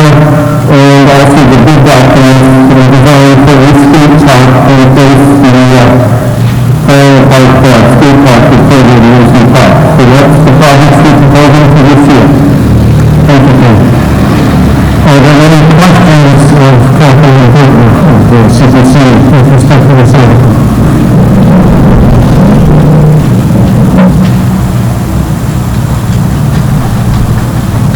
Dale Green, 25 West Main Street. The presentation skipped over number E, and I'd like some clarification on the Kelly parcel and where that is. I can't telephone that. If I could have some more information on that. Mr. Weismatter. Excellent question. Parcel E, the RPD, second motion. The first one will require a simple majority. So there's one motion for the simple majority article to be able to talk very shortly with the second motion about the third property. Okay. And with respect to the first motion, we're ready to vote. All those in favor of the items specified in the motion, signify by saying aye. Aye. Any opposed? And it's unanimously so voted. Okay, the second motion, Mr. Weismatter. Okay, Weismatter on 45 F Street, CPC staff. CPC is motion number 2 of written the warrant articles and motions document on page 14. Mr. Manning?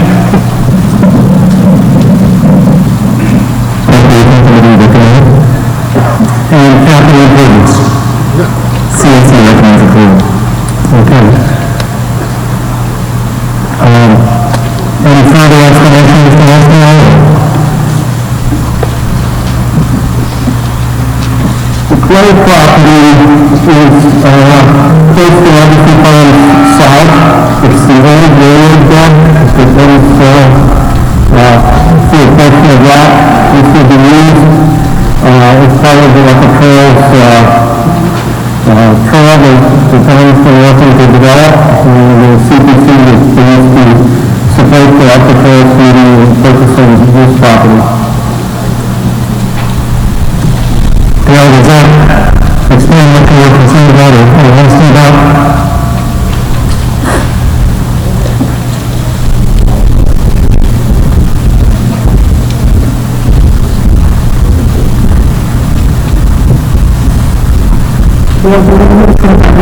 I'm still not clear where the railroad bed is, because I have a railroad bed in my backyard on the north side. But is this on the south side, like from where San is? I'm confused if there's a railroad bed on both sides of the east end. You're talking about north of the south. Mr. Weismatter? This is definitely on the south side. If you go through Legacy Farm South, it's just before you get from East Main Street, you pass Bunkerham, and then you turn to the open space and maybe a fishing pond, and it's before you get to the apartments. That would be kind of connected to there. That's the way the area is as it goes through by your property, and from my understanding, the first thing is talking about connecting from school, all on the south side of the road, all on the north side where the railroad bed is being talking, or where you're talking. Any other questions or discussion?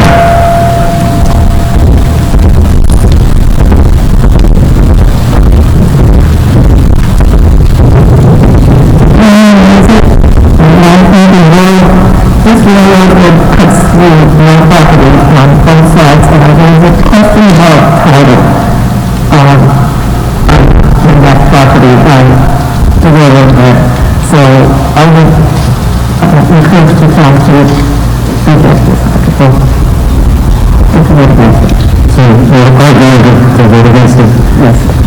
Can anyone explain whether there isn't a title issue and what that issue might be? Did you know? Attorney Ryan?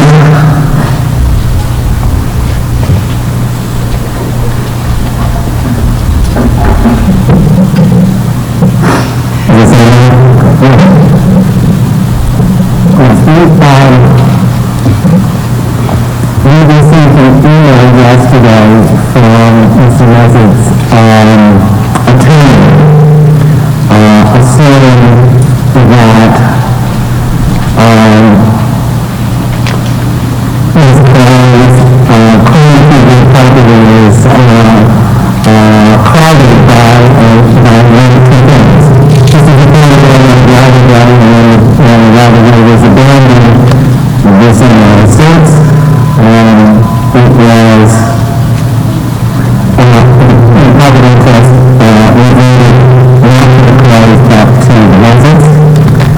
also assume that the interest in the property has been obtained through adverse possession let's say otherwise prescription. We received these claims yesterday, so we haven't had an opportunity to actually review them.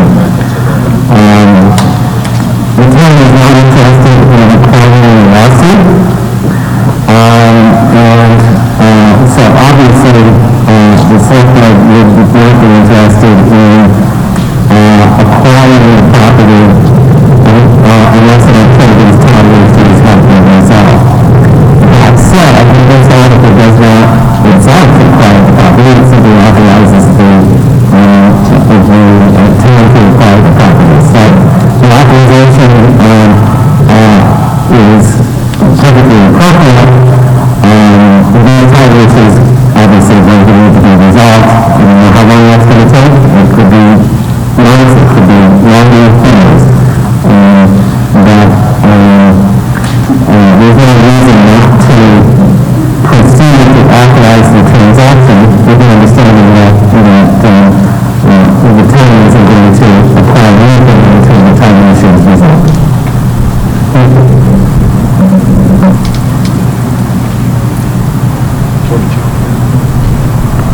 Nancy Carrera, 30 East Main Street. My husband purchased the property back in the early 80s, and we've been paying taxes on it since then.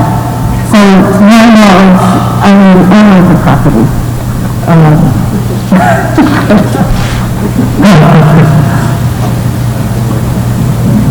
Any other questions? This one, because it relates to land acquisition requires a two-thirds majority. All those in favor signify by saying aye. Any opposed? Okay, who's saying some of those are still in the family? Okay. Council is advised that we need to exercise. So those in favor, please stand and hold your yellow cards up.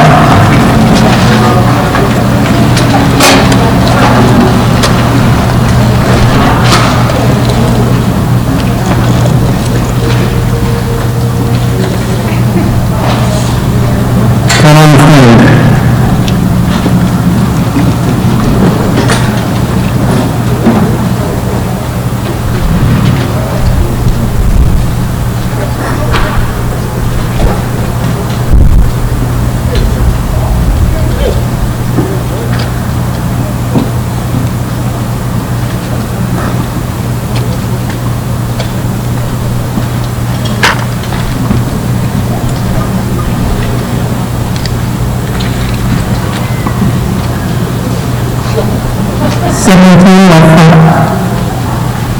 Left front. Right front, 24. Right front,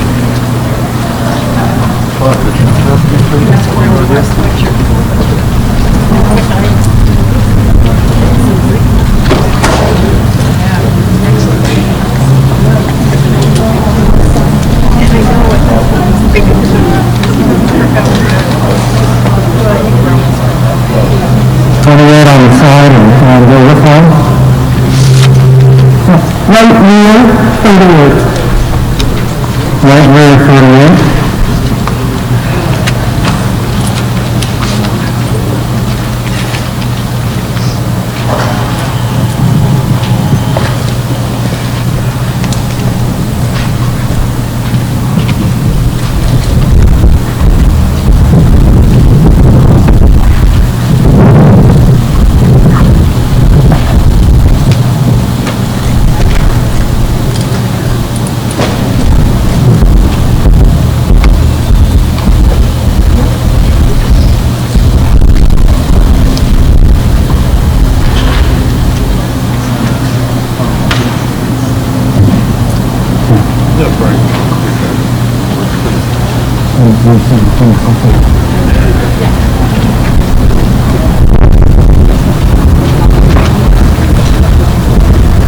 Sorry for the vote. 39 votes. 39 votes.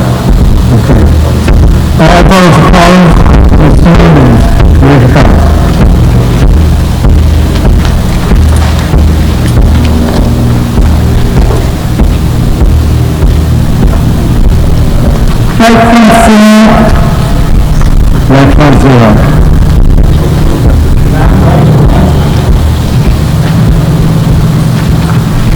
Left front 7, right front 7, back right 1.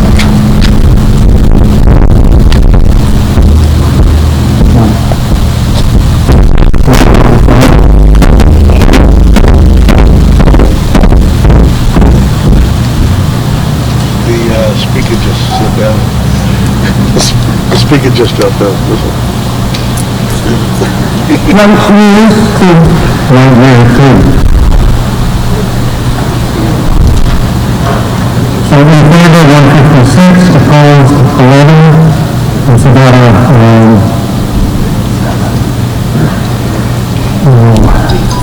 93% in favor, therefore clearly better than 2/3 majority, and so it passes. Article 13. Mr. Trumbull, Car Washington Downtown Business District. The Article 13 Car Washington Downtown Business District, the planning board meeting is now here to take no action on this article.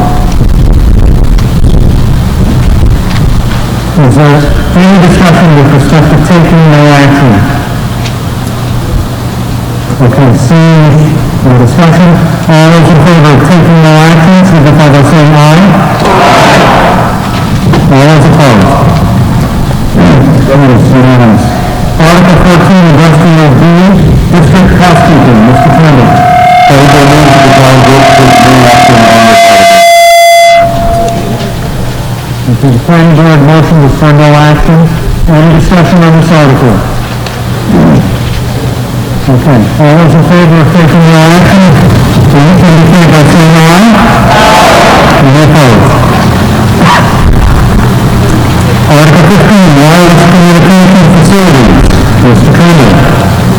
Everybody moves to the town vote to take no action on this article. Any discussion? Seeing none, all those in favor of taking no action, indicate by saying aye. Any opposed? And so passes unanimously. Article 16, Accessory Dwelling Units. Mr. Campbell. The planning board moves to the town vote to take no action on this article. Any discussion?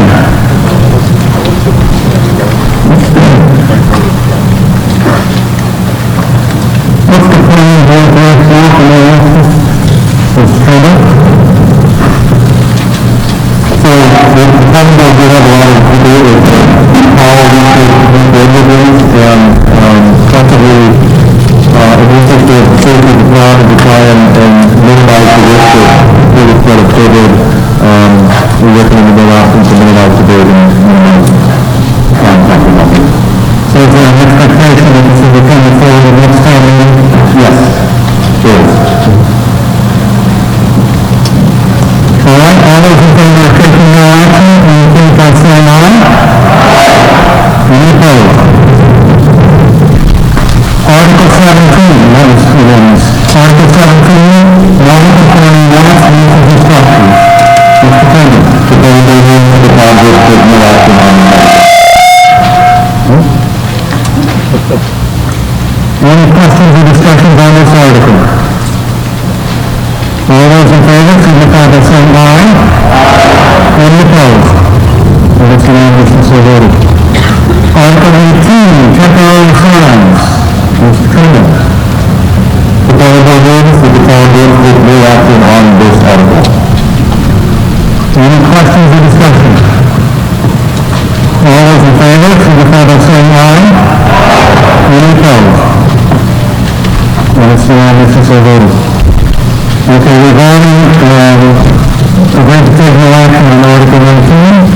We've already passed Article 20.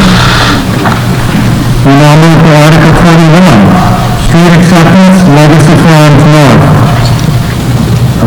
Select Board, what's the first one?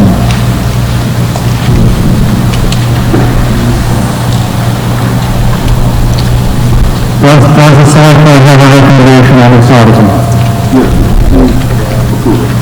Okay.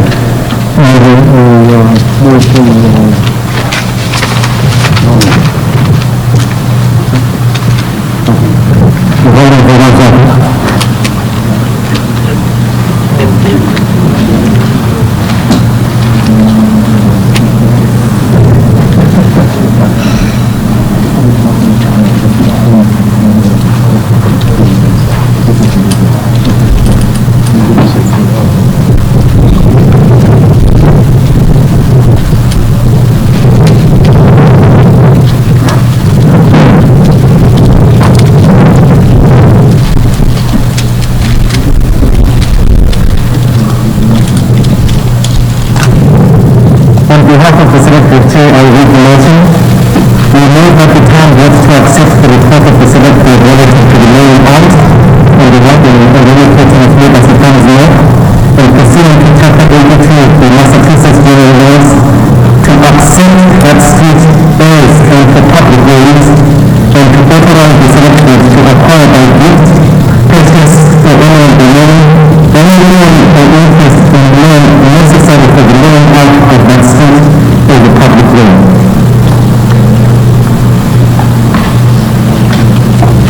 And so the line of the marking has changed to eliminate some of the phrases after that point.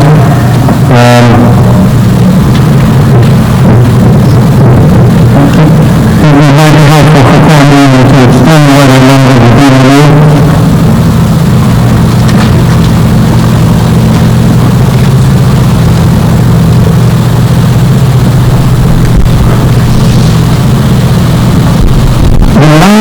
reference to renewal relates to an indemnification that the town is looking for from legacy funds with the group.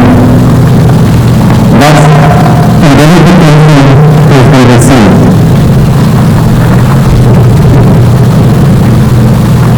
Thank you, Mr. Kamala. So the select board is recommending the motion as it is being redrafted and recommends approval in the form. Capital improvements? Seriously recommends approval. And planning board, Mr. Chairman, planning board recommends approval. Okay. Is there any discussion with respect to this article?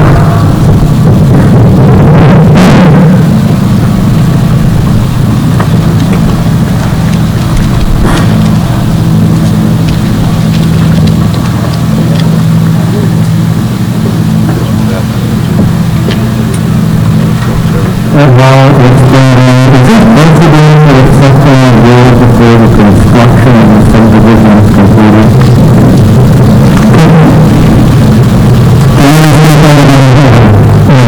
Is there precedent of accepting the road before the subdivision is completed? This seems to be kind of a step out of order.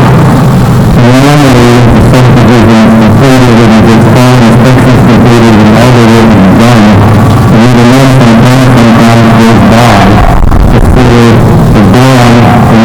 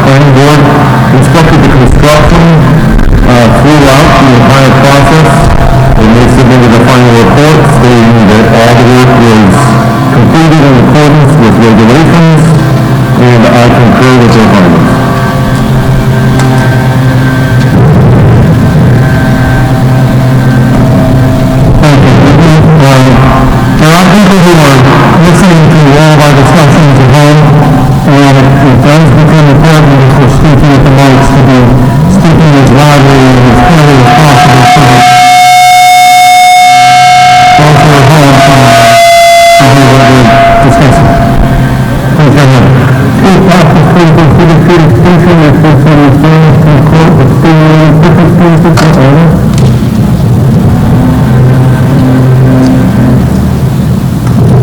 I'm not sure I clearly understood what you're requesting. Two people come up here, a couple people up here who refused to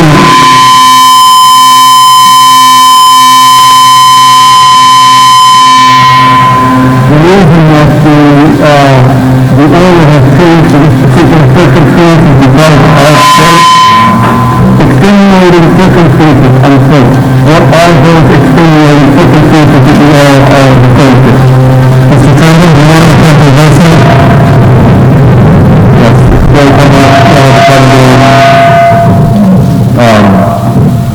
The rationale for changing the order of license accepted is to enable the school buses to pick up the school children that live in that neighborhood. And I didn't just mention that this is just the spine itself, which has already been, which has been open for some period of time, which has been recognized by the city of the town as a road. And by accepting the road, it enables the school buses to drive on the road to pick up the children.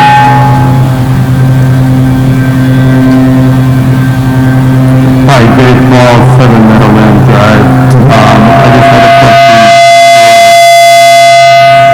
the acting tree warden.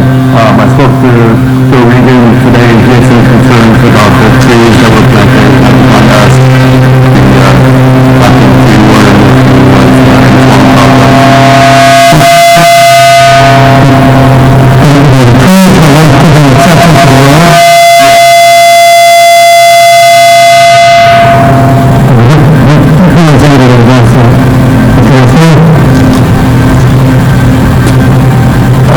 I have heard more specific concerns about the trees as identified by Mr. Regan.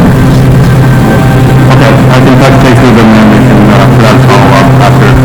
Thank you.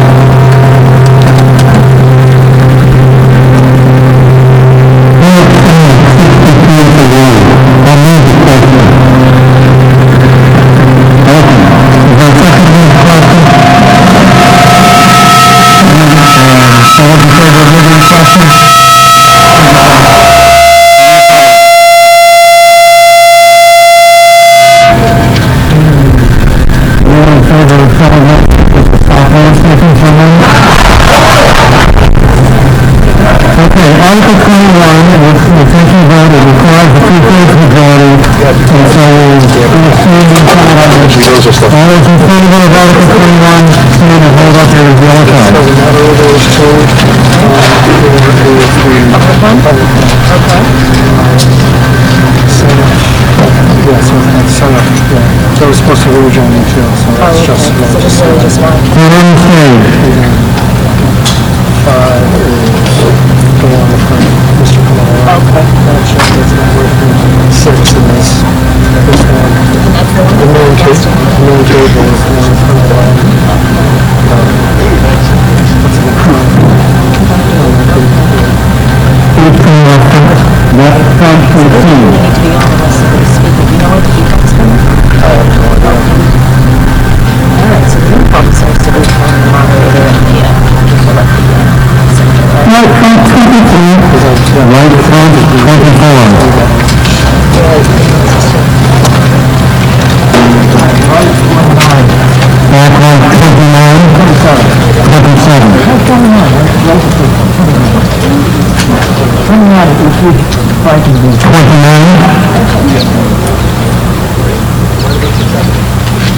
No, he said back right, but we're back right. 34. The other back right. No, it's 22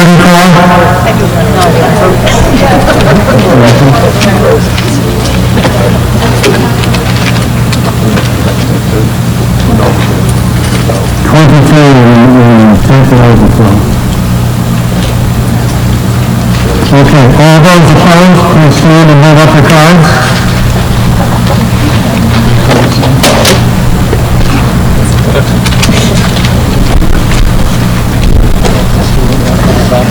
Right front, 0. Right front, 0. 0 on the stage. Left front, 4. Left front, 4. Back right, 4. 4. Back right, 4. The other back, 3. The other back, 3. And so I get 137 in favor, 11 opposed, and again, 4 majority.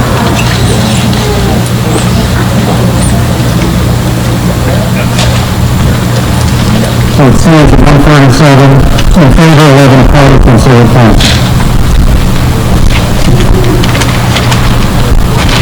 Okay. Article 22, the only article standing between us and Mike. Amend the charter to change Board of Selectmen to Select Board. Mr. Wilson.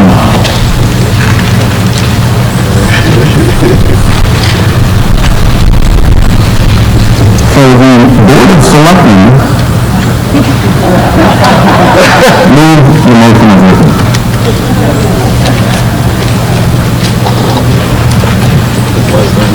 Is there any discussion?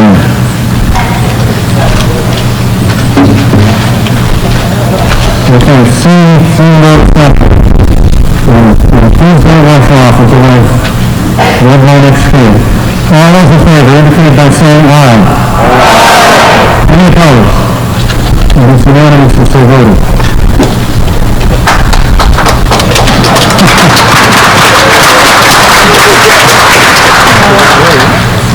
Okay, before we take our final motion, upon dissolution of the meeting, please wait to be escorted from the tent so that we can maintain our social distancing protocols. I'd like to take this opportunity to extend my thanks to the following groups: to the town manager, assistant town manager, to the town clerk, and to other town employees who have participated, to the select board,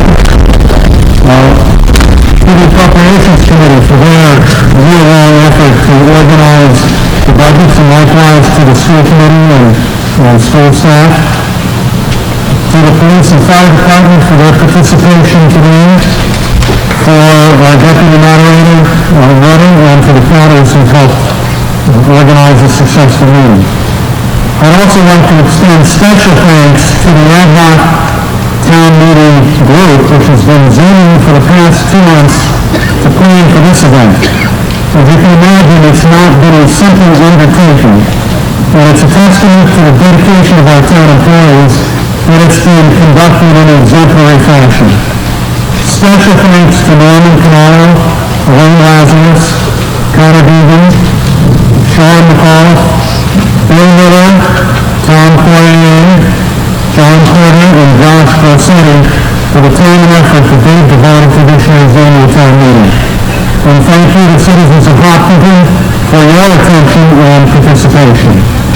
Now I'll ask the select board, Mr. Flintstone, to make the final motion.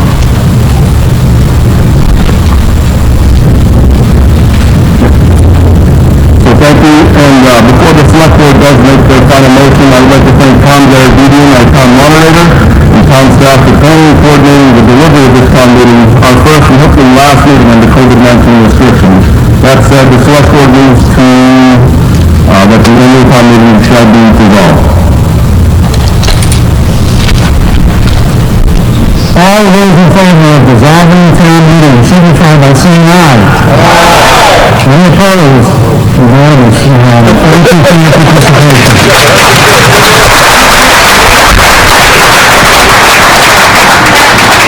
And please, people will help you file out in an orderly fashion.